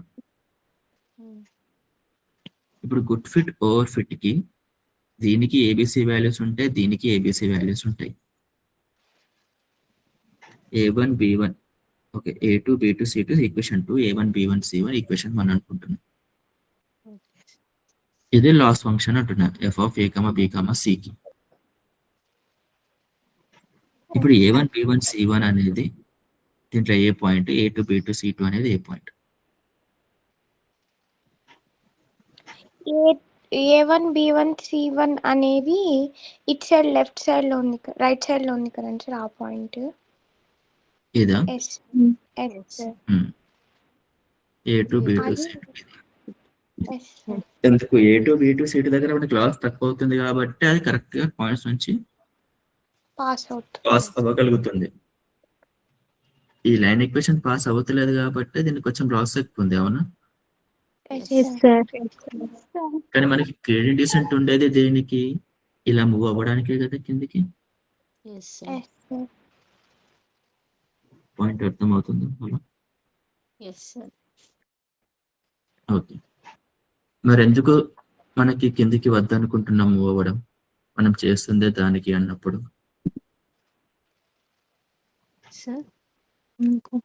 ఎందుకు మనం ఈ డైరెక్షన్ లో పోవద్దు అనుకుంటున్నాం? మరి A1 B1 C1 బెటర్ అంటున్నాం కదా ఇప్పుడు A2 B2 C2 కంటే. అంటే డిపెండింగ్ అపాన్ కర్వ్ సార్. ఇప్పుడు గ్రేడియంట్ డిసెంట్ మనం వాడేదే కిందికి వెళ్ళడానికి. ఏది ఒక ఫంక్షన్ ఉంటే దాంట్లో మినిమం లాస్ ఎక్కడ అవుతుందో ఆ పాయింట్ కి రీచ్ అవ్వడానికి. ఇది క్లియరా మీకు? Yes sir. ఇక్కడ 2 ఈక్వేషన్స్ రాసాను, line equation 1, line equation 2. Yes sir. A1 B1 C1 line equation అంటున్నా, A2 B2 C2 line equation 2 అంటున్నా. లాస్ ఫంక్షన్ ఏబిసి టర్మ్స్ లో రాస్తే ఈ పాయింట్ ఏమో A1 B1 C1 అయింది, కింద ఉన్న లోకల్ మినిమం పాయింట్ ఏమో A2 B2 C2 అవుతుంది. మనం గ్రేడియంట్ డిసెంట్ చేసేదే A2 B2 C2 కి పోవడానికి. మరి మనకి ఈక్వేషన్ 1 కావాలి, ఈక్వేషన్ 2 కావాలి.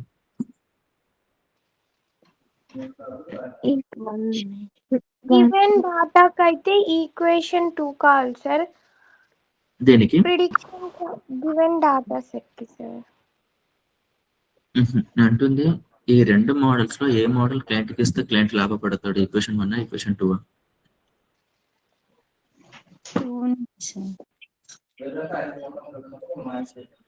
సో ఫ్యూచర్ లో ఒకవేళ డాటా ఇలా వస్తే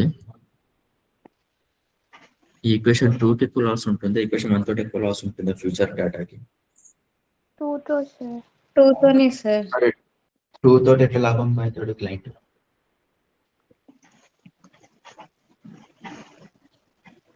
ఓవర్ ఫిట్టింగ్ అంటే ఏంటిది? ఉన్న డేటాకి మంచి అక్యురసీ రావడం, ఎస్ సార్. కానీ ఫ్యూచర్ డేటాకి వోస్ట్ అక్యురసీ రావడం. ఫ్యూచర్ డేటాకి వోస్ట్ అక్యురసీ వస్తుంది అంటే ఓవర్ ఫిట్ అయిన కర్వ్ ఎందుకు ఇస్తాం క్లయింట్? గుడ్ ఫిట్ ఇస్తాం కదా, అంతేనా? ఇప్పుడు ఉన్న గ్రాఫ్ లో మీకు clear equation 1 good fit, equation 2 bad fit అంటే ఓవర్ ఫిట్ అని. సో ఇది క్లియర్. గుడ్ ఫిట్ కి A1 B1 C1, over fit కి A2 B2 C2. అవేంటిది లాస్ ఫంక్షన్ యొక్క పారామీటర్స్ అండ్ ఆల్సో మోడల్ యొక్క పారామీటర్స్. ఇక్కడ నేను లాస్ ఫంక్షన్ ని గీసాను నేను in terms of A1 B1 C1 in terms of A2 B2 C2. A2 B2 C2 ఉన్న పాయింట్స్ కి ఓవర్ గా ఫిట్ అయింది కాబట్టి లాస్ అనేది చాలా తక్కువ ఉంటుంది అని చెప్పేసి నేను ఇక్కడ కింద రాసా A2 B2 C2. A1 B1 C1 కి అయితే ఎక్కువనే ఉంటుందో లాస్ అని చెప్పేసి ఇక్కడ రాసా. మన గ్రేడియంట్ డీసెంట్ యొక్క టెక్నిక్ ఏంటిది? A1 B1 C1 నుంచి A2 B2 C2 కి పంపడమే కదా. ఎస్ అంటే A1 B1 C1 నుంచి నేను గ్రేడియంట్ డీసెంట్ చేస్తే ఏదో ఒక టైంలో అది A2 B2 C2 కి వెళ్తుంది కదా. కానీ మన టార్గెట్ ఏంటి? అక్కడ పోవద్దు అని. ఎందుకు పోవద్దు అనుకుంటున్నాం అక్కడికి? చాలా సింపుల్ క్వశ్చన్ అడుగుతుంది, మీరు ఆలోచించకండి. ఫ్యూచర్ పాయింట్ వచ్చినప్పుడు మనకి ఎర్రర్ వస్తుంది కాబట్టి, అంటే ఓవర్ అవ్వద్దు అని చెప్పేసి మనం ఇక్కడ నుంచి ఇక్కడికి పోవద్దు అనుకుంటున్నాం. కానీ గ్రేడియస్ అంటే ఏం చేస్తే ఇక్కడ నుంచి ఇక్కడికి పోయేటట్టే చేస్తుంది. Yes sir. అవునా? మీకు పిక్చర్ క్లియర్ వస్తుంది ఇప్పుడు? Yes sir. ఇక్కడ చెప్తాను నేను ఇక్కడ ఏంటో పిక్చర్. మనకి 2 కర్వ్స్ ఉన్నాయి, ఈక్వేషన్ 1 ఈక్వేషన్ 2. రెండు సేమే అనుకోండి. ఈక్వేషన్ చూడడానికి లైన్ ఉన్నా కూడా ఈక్వేషన్ వచ్చేసి y = ax² + bx + c function అనుకోండి దాన్ని. ఇక్కడ a0 అని పెట్టినప్పుడు అది లైన్ ఈక్వేషన్ కదా అయ్యేది. ఎస్ సో ఫంక్షన్ ఇది అనుకోండి. లైన్ ఈక్వేషన్ 1 ఉంది, లైన్ ఈక్వేషన్ 2 ఉంది. ఒకటేమో మనకి ఓవర్ ఫిట్ అయిపోయి ఉంది, అంటే ఇది ప్రతి పాయింట్ నుంచి పాస్ అవుతుంది. సో దాని యొక్క లాస్ తక్కువ. అది ఏంటిదా? కర్వ్ యొక్క పారామీటర్స్ A2 B2 C2. అందుకని ఇక్కడ A2 B2 C2 లాస్ తక్కువ అయ్యేది గీసాం. ఇంకొక లైన్ ఈక్వేషన్ ఉంది, అది అంతగానం ఓవర్ ఫిట్ అయితే లేదు, కానీ డీసెంట్ గా ఫిట్ అయింది, గుడ్ ఫిట్ అయింది. అది వచ్చేసి A1 B1 C1. కొంచెం లాస్ ఎక్కువ ఉండాలి కాబట్టి కొంచెం పైకి ఉంది లాస్. ఇప్పుడు నా టార్గెట్ ఏంటిదంటే A2 B2 C2 కి రీచ్ అవ్వద్దు నా కర్వ్. కానీ గ్రేడియంట్ డిసెంట్ వదిలేస్తే అది రీచ్ చేస్తుంది కదా A1 B1 C1 A2 B2 C2 కి. ఎందుకు? ఈ పాయింట్స్ దగ్గర లాస్ తక్కువ ఉంది కాబట్టి మెల్లగా అది ఇంప్రూవ్మెంట్స్ చేసుకుంటూ తీసుకొస్తుంది A2 B2 C2 కి. కానీ అక్కడికి తీసుకొని రావడం వల్ల మనకు వచ్చే నష్టం ఏంటిది? ఆ కర్వ్ ఓవర్ ఫిట్ అవుతుంది, బాగానే ఉంది, కానీ ఫ్యూచర్ డేటాకి అనుకూలంగా లేదు. సో నేను ఏంటిది, ఏదో ఒక టెక్నిక్ ఉండాలి సో దట్ మన ఆన్సర్స్ A1 B1 C1 దగ్గర ఆగాలి, కానీ A2 B2 C2 దగ్గరికి రీచ్ అవ్వద్దు. అవ్వకూడదు. ఓకేనా? Okay sir. Okay sir.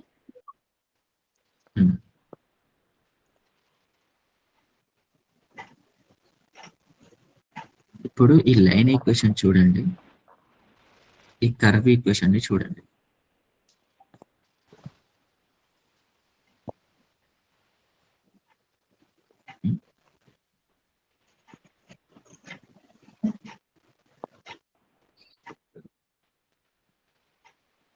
ఇలా ఉందనుకుందాం.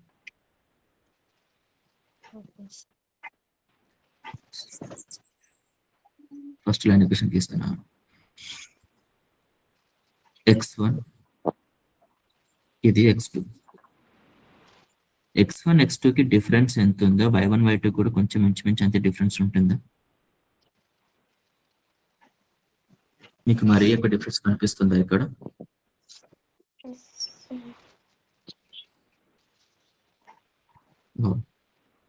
ఆగండి ఒక 1 minute, నేను ప్రాపర్గా మీకు పెడతా.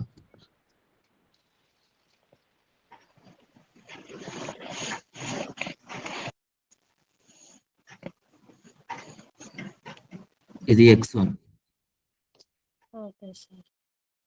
ఇది x2. ఇది కర్వ్ 2 అని రాస్తున్నాను కాబట్టి అన్ని రెడ్ లో ఉంటది. ఇది y2 y1. ఇప్పుడు ఇంకొక ఈక్వేషన్ నేను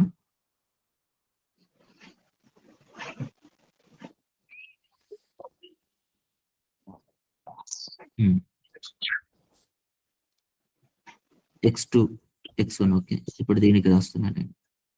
ఏంటిది? y2 y1. ఈ గ్రాఫ్ అర్థమైంది. ఇక్కడ ఏం రాస్తాను నేను?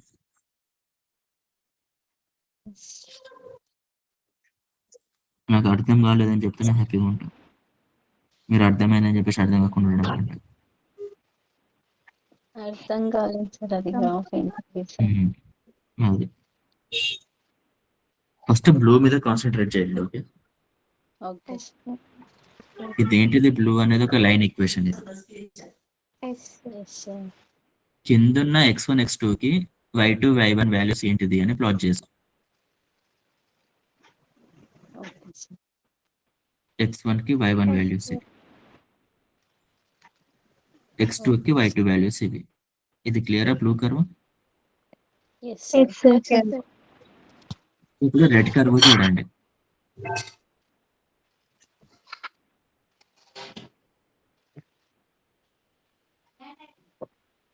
రెడ్ కర్వ్ వచ్చేసరికి సేమ్ x1 x2 కి వాటి యొక్క y1 y2 వాల్యూస్ ఏంటి అని డ్రా చేస్తాం.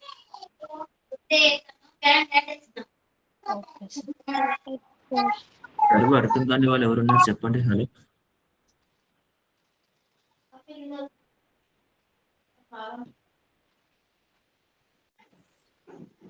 అర్థమైందా? కాలేదు, ఎస్ సార్. అయింది. ఓకే, టూ కర్వ్స్ కి x1 x2 దగ్గర వాటి యొక్క y1 y2 వాల్యూస్ డ్రా చేశాను నేను. ఇప్పుడు సార్. x1 x2 కి డిఫరెన్స్ ఎంత ఉంది అనే దానికి నేను ఎల్లో కలర్ లైన్ లో డ్రా చేస్తున్నా. ఎంత ఉంది కదా డిఫరెన్స్ x1 x2 కి? Yes sir. లైన్ ఈక్వేషన్ కి y1 y2 కి ఎంత డిఫరెన్స్ ఎంత ఉందా? Yes sir. ఇంచుమించు రెండు ఈక్వల్ గా ఉన్నాయి కదా సైజ్ Yes, చూస్తే. sir. Yes sir. ఇప్పుడు అదే సెకండ్ కర్వ్ కి చూసుకుంటే ఎంత ఉంది డిఫరెన్స్? చాలా ఉంది సార్. చాలా ఉంది సార్. ఏది తక్కువ x కూడా ఎక్కువ వై వస్తాం. y డిఫరెన్స్ ఉంది. Yes sir. ఇప్పుడు ఒక కర్వ్ కి ఇన్పుట్స్ అయితే మారలేదు, అవునా?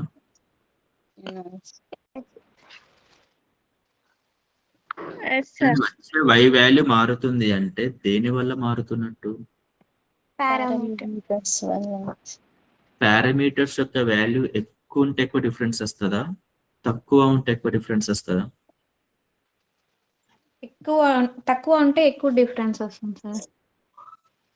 ఇప్పుడు y ఈక్వల్స్ టు 100x అని ఉంది, okay sir. y equals to x ఉంది. ఈ రెండు డిఫరెంట్ కర్వ్స్ అనుకుందాం. Okay sir. x1 1 అంటున్నా, x2 2 అంటున్నా. 100 అది 100. ఫస్ట్ కర్వ్ కి y1 మైనస్ y2 ఎంత? ఫస్ట్ కర్వ్ కి అంటే దీనికి, లేదా y2 మైనస్ y1 ఎంత? ఎక్స్ 100x మైనస్ ఎక్స్ అవుతుంది సార్. అప్పుడు ఫస్ట్ కర్వ్ అంటే 99x. ఇది ఇది ఇది ఇది 100x కదా సార్. ఫస్ట్ కర్వ్ 1 వస్తుంది కదా సార్. 1 x2 minus x1 1. ఈ రెండు Yes, sir. డిఫరెన్స్ అంతే కదా. Yes sir. సెకండ్ కర్వ్ ఉంది. సెకండ్ కర్వ్ కి y2 మైనస్ y1 అంటే ఎంత?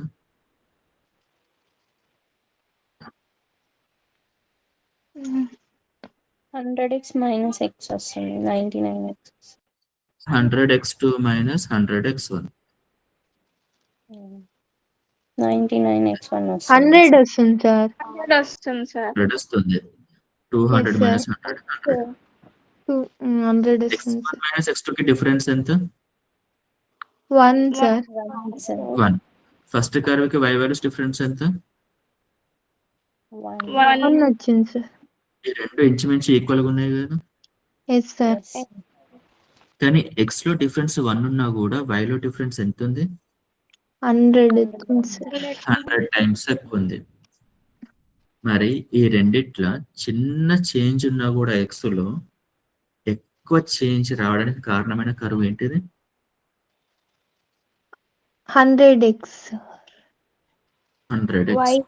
అంటే దాని పారామీటర్ ఎక్కువ ఉంటే వాల్యూ చిన్న చిన్న ఎక్స్చేంజెస్ కూడా మనకి ఎక్కువ డిఫరెన్స్ వస్తుంది అన్నట్టు దాని అర్థం. Yes sir. Yes sir.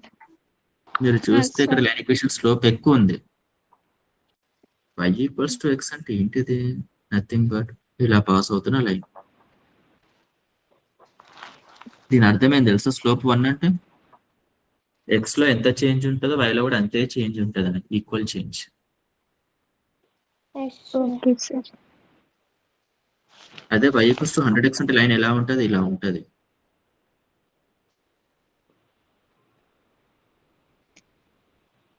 దీని అర్థం ఏం తెలుసా? ఎక్స్ లో చిన్న చేంజ్ ఉన్నా కూడా y లో పెద్ద చేంజ్ ఉంటుంది అని.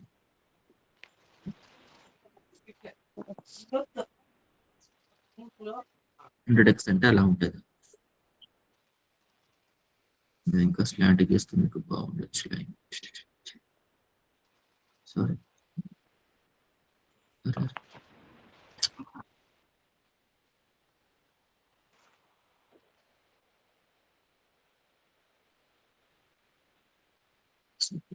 ఇప్పుడు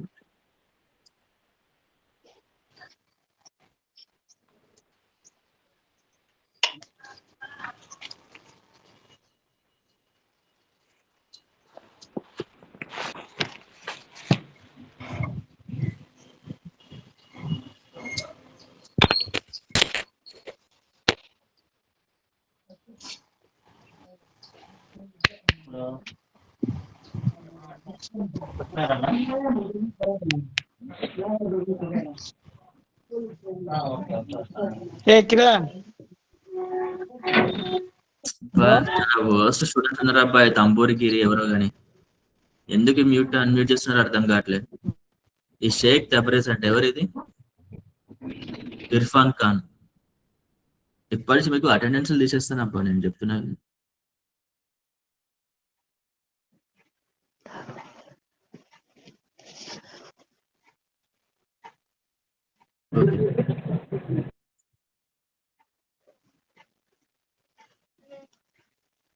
ఇప్పుడు ఈ లైన్ నేను 100x అయితే ఎలా ఉంటుందో గీస్తాను.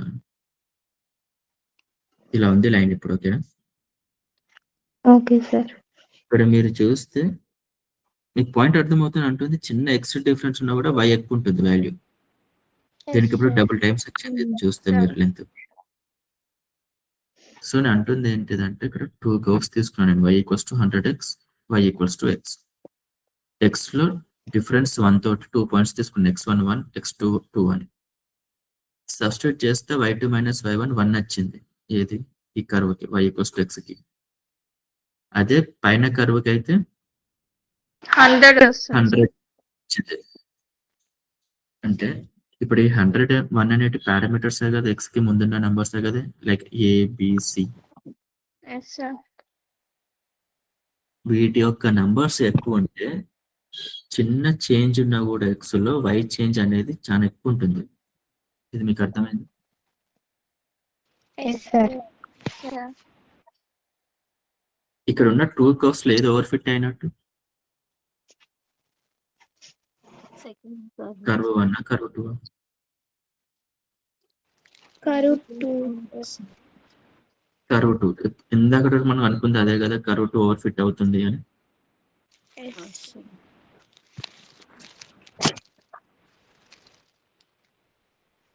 మీరు ఇక్కడ చూస్తే ఈ 2 పాయింట్స్ ఇక్కడ హైలైట్ చేస్తున్నా కనిపిస్తుంది. నేను హైలైట్ చేస్తున్న 2 points. Yes sir. Yes sir. ఈ లైన్ ఈక్వేషన్ తో చూసుకుంటే ఆ 2 పాయింట్స్ కి డిఫరెన్స్ ఎంత ఉంటుంది? ఎక్కువ ఉంటుంది సార్. ఇదే డిఫరెన్స్. కానీ కర్వ్ తోటి ఎంత ఉంది డిఫరెన్స్? చాలా ఉంది సార్. చాలా ఉంది. అంటే ఓవర్ ఫిట్ అయిన కర్వ్స్ ఎలా బిహేవ్ చేస్తాయి అంటే ఎక్స్ లో చిన్న చేంజ్ ఉన్నా కూడా ఒకదానికి ఒకదానికి సంబంధం లేనట్టు ఇస్తుంది వాల్యూస్. జనరల్ గా అలా ఉంటుందా? దగ్గరగా ఉంటే ఎక్స్ వాల్యూస్ కి కొంచెం దగ్గరగానే ఉండాలి కదా y వాల్యూస్.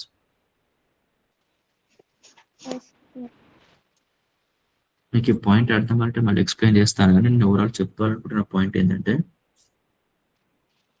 మీరు ర్యాంకింగ్స్ రాసుకున్నారు క్లాస్ లో, టాపర్ 1 నుంచి టాపర్ 10 వరకు అని. 5th rank 6th rank students కి ఇంచుమించు నాలెడ్జ్ సేమే ఉంటది కానీ మరీ డిఫరెన్స్ ఉంటది కదా. Yes sir. సో ఒక డేటా సెట్ లో డాటా పాయింట్స్ మీరు రాసుకుంటే మాక్సిమం పక్క పక్కకుంటే పాయింట్స్ కి చాలా దగ్గరగానే ఉంటాయి కదా వై వాల్యూస్. ఇక్కడ కర్వ్ ఓవర్ ఫిట్ అయిపోయి ఏం చేసినాయి ఇవి ఆ పాయింట్స్ నుంచి పాస్ అవ్వాలి కదా అని చెప్పేసి దగ్గరగా ఉండే పాయింట్స్ కి దగ్గరగా ఉండాలి కదా వాల్యూస్ ఉన్న పాయింట్ కూడా మర్చిపోయి ఎట్లా పడితే అట్లా ఫిట్ అవుతాయి ఏదో పాయింట్స్ నుంచి పాస్ అవ్వాల్సిందే అని.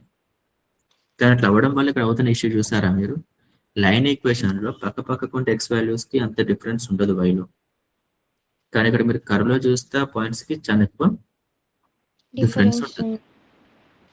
అది మీరు మ్యాథమెటికల్ చూస్తే డిఫరెన్స్ అనేది ఎప్పుడు ఎక్కువ వస్తుంది, వేరియబుల్స్ యొక్క కొఫిషియన్స్ లార్జ్ ఉన్నప్పుడు, పెద్ద నంబర్స్ ఉన్నప్పుడు, చిన్న నంబర్స్ ఉన్నప్పుడు కాదు. త్రివేణి ఇది అర్థమవుతుందని అంటున్నప్పుడు ఎస్ సార్. ఇప్పుడు ఇక్కడ 100 అనేది పారామీటర్ బి అనుకోవచ్చా పైన ఈక్వేషన్ కి. Yes sir. ఇక్కడ A0 C0 అవునా, yes sir. Sir. A0 C0 కాబట్టి మనకి ఇక్కడ x² టర్మ్ లేదు, కాన్స్టెంట్ టర్మ్ లేదు, ఓన్లీ x టర్మ్ మాత్రమే ఉంది. దీంట్లో బి వచ్చేసి 100, దీంట్లో బి వచ్చేసి 1. ఈ రెండిట్లో ఏ కర్వ్ చేయబట్టి ఎక్కువ డిఫరెన్స్ వస్తుంది అంటే బి = 100 చేయబట్టి. అంటే ఏ కర్వ్స్ కి అయితే వాటి యొక్క కొఫిషియన్స్ అనేవి లార్జ్ ఉంటాయో ఆ కర్వ్స్ లో చిన్న చిన్న ఎక్స్చేంజెస్ కి కూడా ఎక్కువ హై వాల్యూస్ చేంజెస్ రావచ్చు. Yes sir. ఈ పాయింట్ వరకు క్లియరా మీకు? Yes sir. Yes sir. Gradient descent కనుక్కునేది ఏంటిది, మనం ఏబిసిఏ కదా. Yes sir. So gradient descent ఎక్కడి దాకా తీసుకుపోతుందో అక్కడి దాకా పోకుండా వీటిని మనం లార్జ్ వాల్యూస్ దాకా తీసుకెళ్లకుండా ఒక దగ్గర స్టాప్ చేసేస్తాం. ఫర్ ఎగ్జాంపుల్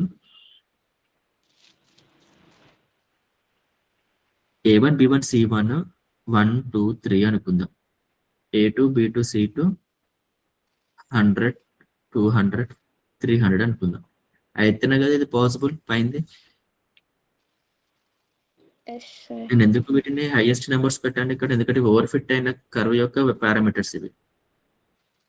నేను ఏం చెప్తున్నాను ఇక్కడ, మీకు ఒక కర్వ్ ఓవర్ ఫిట్ అయింది అంటే చిన్న చిన్న ఎక్స్ వాల్యూస్ కి కూడా హైయెస్ట్ వై వాల్యూస్ లో చేంజెస్ ఉంటాయి అని. Yes sir.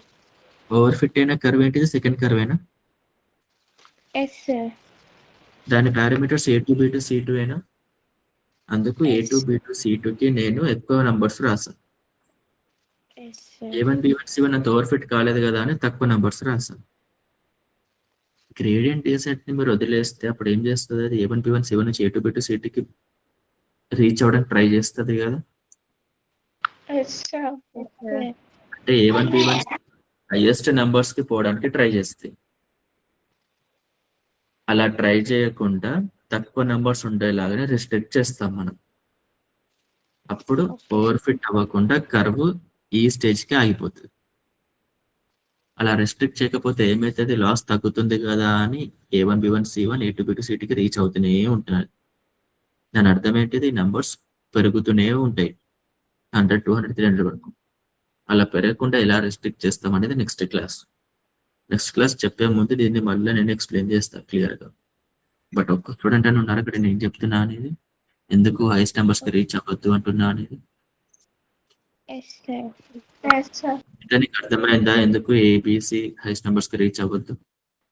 Yes sir. Okay, ఇవి నేను మళ్ళీ నెక్స్ట్ క్లాస్ లో క్లియర్ ఎక్స్ప్లెయిన్ చేస్తాను. వాట్ అబౌట్ త్రివేణి,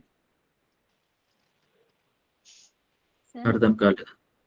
అర్థమైంది. ఎందుకు మనకి ఏబిసి నంబర్స్ హైయెస్ట్ రావద్దు, ఓవర్ ఫిట్ అవ్వకుండా ఉండడానికి.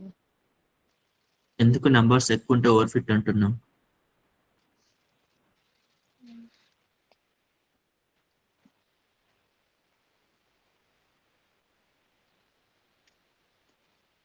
ఎందుకంటే ఓవర్ ఫిట్ కర్వ్స్ లో చిన్న ఎక్స్ లో చేంజెస్ ఉన్నా కూడా y లో ఎక్కువ చేంజెస్ కనిపిస్తాయి.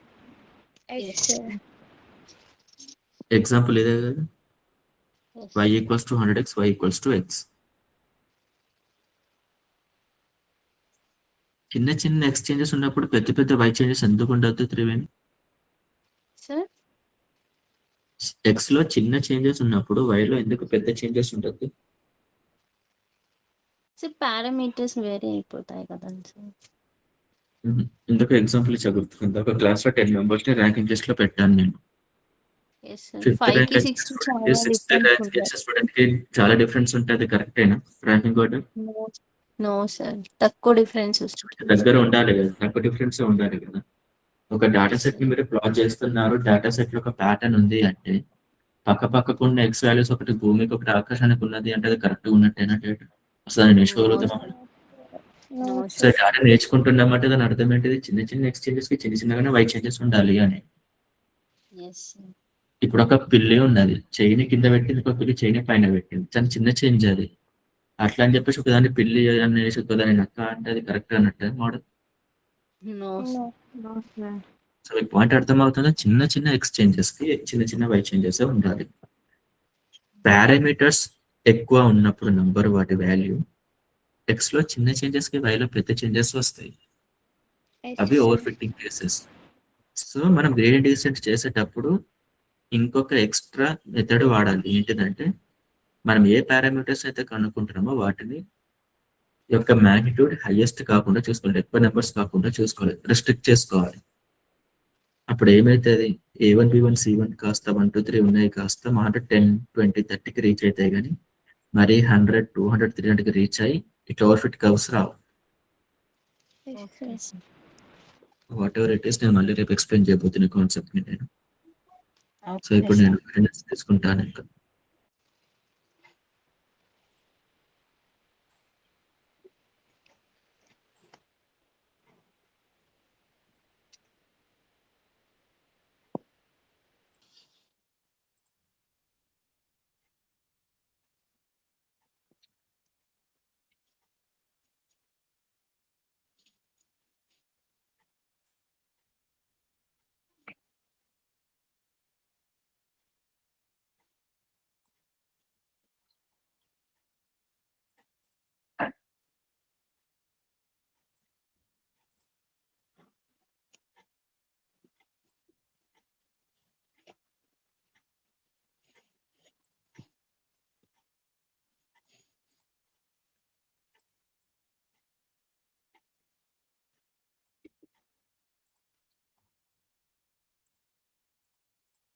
అంకిత,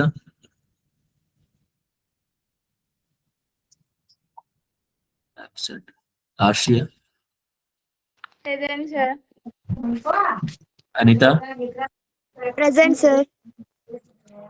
ఇందు, ఇందు, ఇందుకి అబ్సెంట్ వేస్తున్నా. Pathan Irfan Khan, present sir. Mic mute చేయండి please. Sir. Tamburi Giri. Present Guys, sir. మీ ఇద్దరికి అబ్సెంట్ వేస్తున్నాను, మీ ఇద్దరికి. Tamburi Giri and Pathan Irfan Khan. Okay sir. Sir. మీ ఇద్దరికి వాళ్ళు అబ్సెంట్ వేస్తున్నాను. నెక్స్ట్ క్లాస్ నుంచి మ్యూట్ చేయకపోతే ఆ క్లాస్ కూడా అబ్సెంట్ ఉంటారు. సార్. ఏదన్నా మీరు ఇద్దరు లీవ్ అవ్వచ్చు, ఇద్దరు లీవ్ అవ్వచ్చు, వాళ్ళు మీకు అబ్సెంట్ ఉంటుంది. Nikhitha, Present, sir. Sirisha, Yes, sir. Madhavi, Present, sir. Soujanya, Present, sir. Triveni, present sir. Yes Akhila, present sir. Anusha,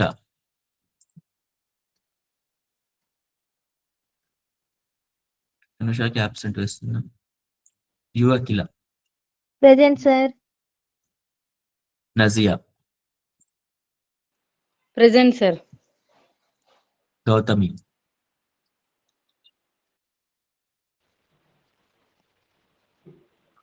absent వేస్తున్నాం. Srishti, Present, sir. Okay. Harshitha, Present, sir. Prabhu Tejas,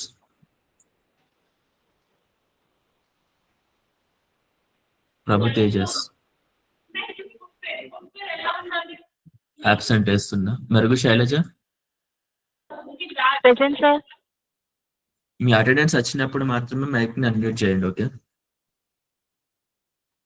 Sirisha Mallireddy, present sir. Venkatalakshmi,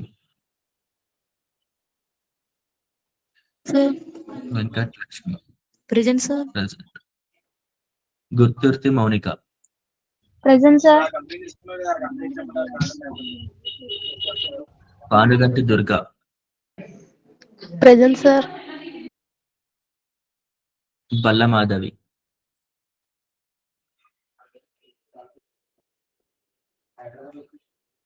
బల్ల మాధవి absent చేస్తుంది.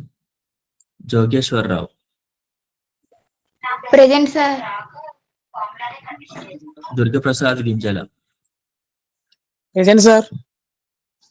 సత్య Yadala, present sir. Hema, present sir. Shyamala Gireddy, present sir. Priya Bolisetti. Present sir. Attendance ఇచ్చిన వాళ్ళు please leave. మీరు leave అవ్వచ్చు. Sudha Pothula, present sir. Akash Dasari. Present sir. Attendance ఇచ్చాక కూడా ఉంటే మీకు అటెండెన్స్ తీసేస్తాను. Please leave.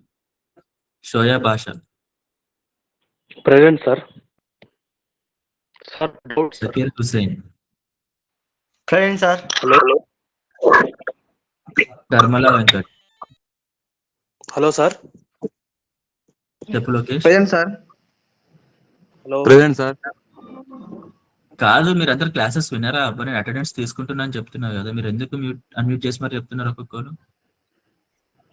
Hello sir sir. మీరు పిలిచినప్పుడు నేను చెప్పాను అందరు సార్. mute పడండి. లోకేష్ రెడ్డి ప్లీజ్ మ్యూట్ కలుపు. షోయా బాసాకి అటెండెన్స్ చేశాను. జకీర్ హుసేన్ కి అటెండెన్స్ చేశాను. Sir doubt sir. Karmala Venkat. Present sir. Doubt sir. Um. ఏంటిది? Hello doubt sir. ఏంటి Shoya Bhasha? Sir doubt sir, మాకు క్లాస్ అర్థం కావడం Doubt లేదు ఆ? సార్. అవును, దానికి ఏం చేయాలి మీరు అంటే యూట్యూబ్ లో లెక్చర్స్ ఉంటే చూడాలి. ఛానల్ కాదు నేమ్ సార్, వచ్చేసి Trainet solutions LLP. Sir examples customize కాకుండా ప్రీ డిఫైన్డ్ ఏమన్నా గ్రాఫ్ చెప్తారా సార్? టాపిక్స్ ఫర్ అర్థమయ్యి. ఎగ్జాంపుల్ ఇప్పుడు మీరు ఎగ్జాంపుల్స్ చెప్తారా సార్? ప్రాబ్లమ్స్ y² గ్రాఫ్ వేసి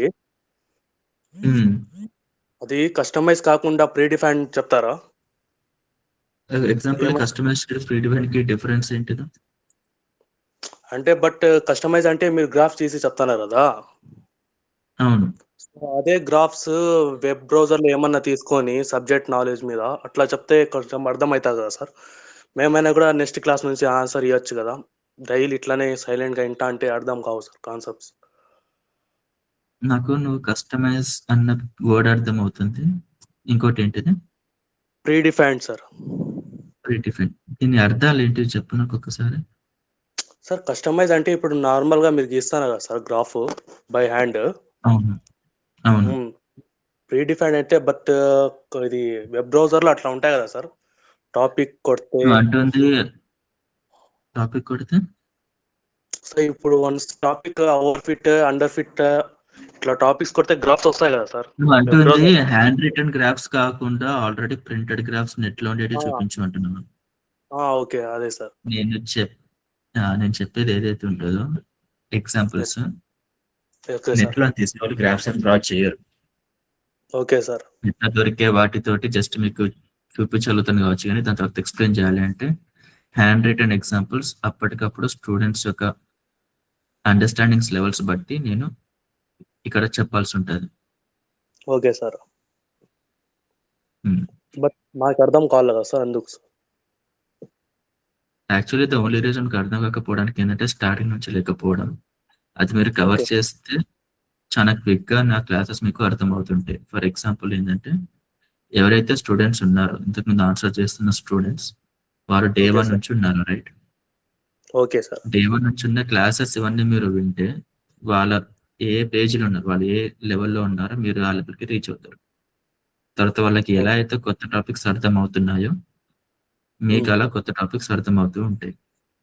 మీరు ఓకే సార్. క్లాసెస్ వినలేదు కాబట్టి రేపటి నుంచి చెప్పే క్లాస్ మీకు అర్థం అవుతుంది అని అంటే దాని అర్థం నేను చెప్పట్లేనట్టే దాని అర్థం. Okay sir. అంటే రేపటి నుంచి పొరపాటు మీకు క్లాసెస్ అర్థమైనాయి అంటే ఇప్పుడు మీకు ఏం చెప్పనట్టే. ఆ ఓకే రోజు సార్. మీకు అర్థమవుతున్న క్లాస్ అంటే మీకు ఏం చెప్పనట్టే. అర్థం అవుతలేదు అంటే మీకు అర్థం చేసుకోవాల్సింది అంటే ఉన్న క్లాసెస్ మీరు పోయి యూట్యూబ్లో రిఫర్ చేయాలి. Okay sir. Okay. Okay, thank you sir. Lokesh Reddy. Present sir. Maula Ali. Present sir. Pagidipalli Amrutha. Present sir. Attendance చెప్పాక మ్యూట్కి వెళ్ళిపోండి. కాల్ కూడా లీవ్ అవ్వాలి. Present sir. Savitri. Present sir. Maula అలీకి నేను వేసాను అటెండెన్స్. మైక్ మ్యూట్ చేసి వెళ్ళిపోండి ప్లీజ్. లోకేష్ రెడ్డికి లీవ్ గా. సౌజన్య కూడా లీవ్ అవ్వచ్చు. అటెండెన్స్ వేసాను కదా. గాయత్రి డిగ్రీ కాలేజ్ నుంచి ఎవరు ఉండొద్దు. జ్యోతిర్మయ్ నుంచి. Sorry, Gayatri degree college Jyothirmay. Sheikh Aliya. Prem sir. Srikanth. Present sir.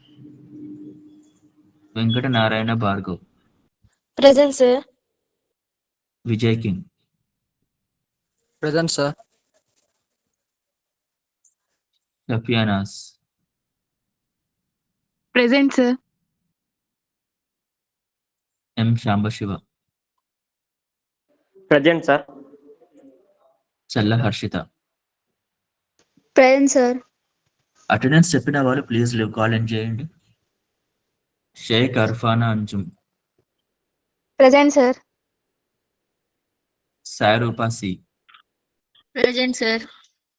Karmala Venkat please call leave గా. శ్రీకాంత్ కూడా అటెండెన్స్ వేసినట్టు. కాల్ ఉన్న వాళ్ళకి అటెండెన్స్ పడితే ఇప్పుడు తీసేస్తున్నాను నేను ఒక్కొక్కరికి. సార్ కర్మల వెంకట్కి వేశారు సార్. వేసినప్పుడు వెళ్ళిపోవాలని చెప్తున్నా కాల్ నుంచి. లీవ్. చల్ల హర్షిత కూడా వేసాను, వెళ్ళిపోవాలి. లీవ్. రాఘవ యాదవ్.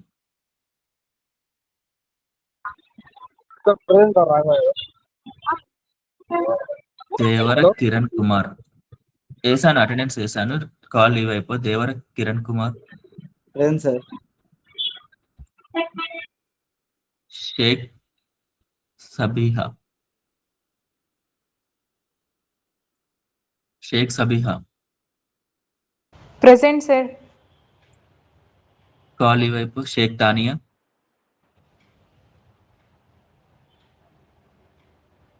అటెండెన్స్ అప్పుడు కూడా పక్కకు లేకపోతే ఎందుకు మీరు అటెండెన్స్ క్లాసులు జాయిన్ అయ్యి. షేక్ తానియా.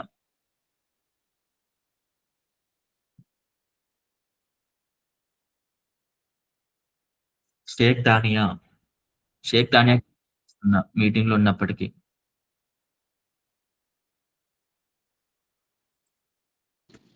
అబ్సెంట్. సానియా నీకు ఇవాళ అబ్సెంట్ వేస్తున్నానమ్మా. Sheikh Sania. Present sir. Sir అది ఫోన్ ప్రాబ్లం. వాటికి ఎక్స్క్యూజ్. నెక్స్ట్ టైం నుంచి మీరు అటెండెన్స్ చెప్పాక నాకు నెక్స్ట్ ఫ్యూ సెకండ్స్ రాకపోతే అబ్సెంట్ వేస్తున్నాను. Okay sir. Okay. Sania Tania ఇద్దరు వెళ్ళిపోండి please leave. Okay sir. Harish Kumar. Harish నీకు అబ్సెంట్ వేసాము ఎందుకంటే నువ్వు జాయిన్ అయినా అటెండెన్స్ ఇవ్వలేదు నువ్వు. Present sir. Present sir. నీకు ఇవాళ ఒక్కరోజు ప్రజెంట్ నేను లేదు.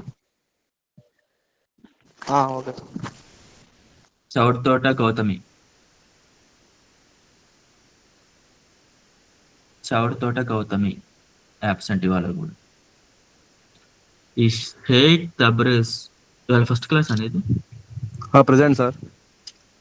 ఇవాళ ఫస్ట్ క్లాస్ అనేది. సార్ ఎస్టర్డే విన్నాను సార్. షేక్ తబ్రేజ్ నేను నీకు అటెండెన్స్ లేదు కదా మరి. ఏం సార్? నేను అటెండెన్స్ వేయలేదు నీకు. నేను వేయలేదు సార్. మళ్ళీ నేను వాట్సాప్లో మేడంకి మెసేజ్ చేసినాను సార్. నా పేరు నిన్న మీరు పిలిచలేదు అండ్ మేడం అదే అటెండ్ అయినాను, అసలు అటెండెన్స్ మార్క్ కాలేదంటే సర్లే మేము వేస్తామని చెప్పినారు సార్ వాళ్ళు. కాదు, నేను అటెండెన్స్ లాస్ట్ మినిట్ వరకు నేను ఉన్నా. నేను ఎక్కడ చెప్పావు నీ పేరు? షేక్ తబ్రేజ్ అని చెప్పినాను సార్, నేను సర్వర్ వల్ల రావలేదేమో లేదు సార్ చెప్పినాను సార్, నేను షేక్ నిన్న తబ్రేజ్ అని. లాస్ట్ మినిట్ వరకు నేను ఉన్నాను సార్ నేను కూడా ఉన్నాను సార్, 12:05 వరకు ఉన్నాను సార్. లాస్ట్ కున్నది ఎవరు? హరీష్ కుమార్ అని చౌడతోట గౌతమి. రికార్డింగ్స్ కూడా ఉంటుంది, మేము చూస్తాం. మళ్ళీ నేను సరే మాట్లాడి సార్. మరి చూస్తాను నెట్స్ వేయలేదు. ఓకే సరే సరే సార్, అట్లే కానీ సార్. నేను ఏ కాలేజ్ ఎస్పీపీఎమా? ఎస్ఎం చేయాలి సార్, ఎస్ఎం చేయాలి. కదిరి సార్. Okay sir.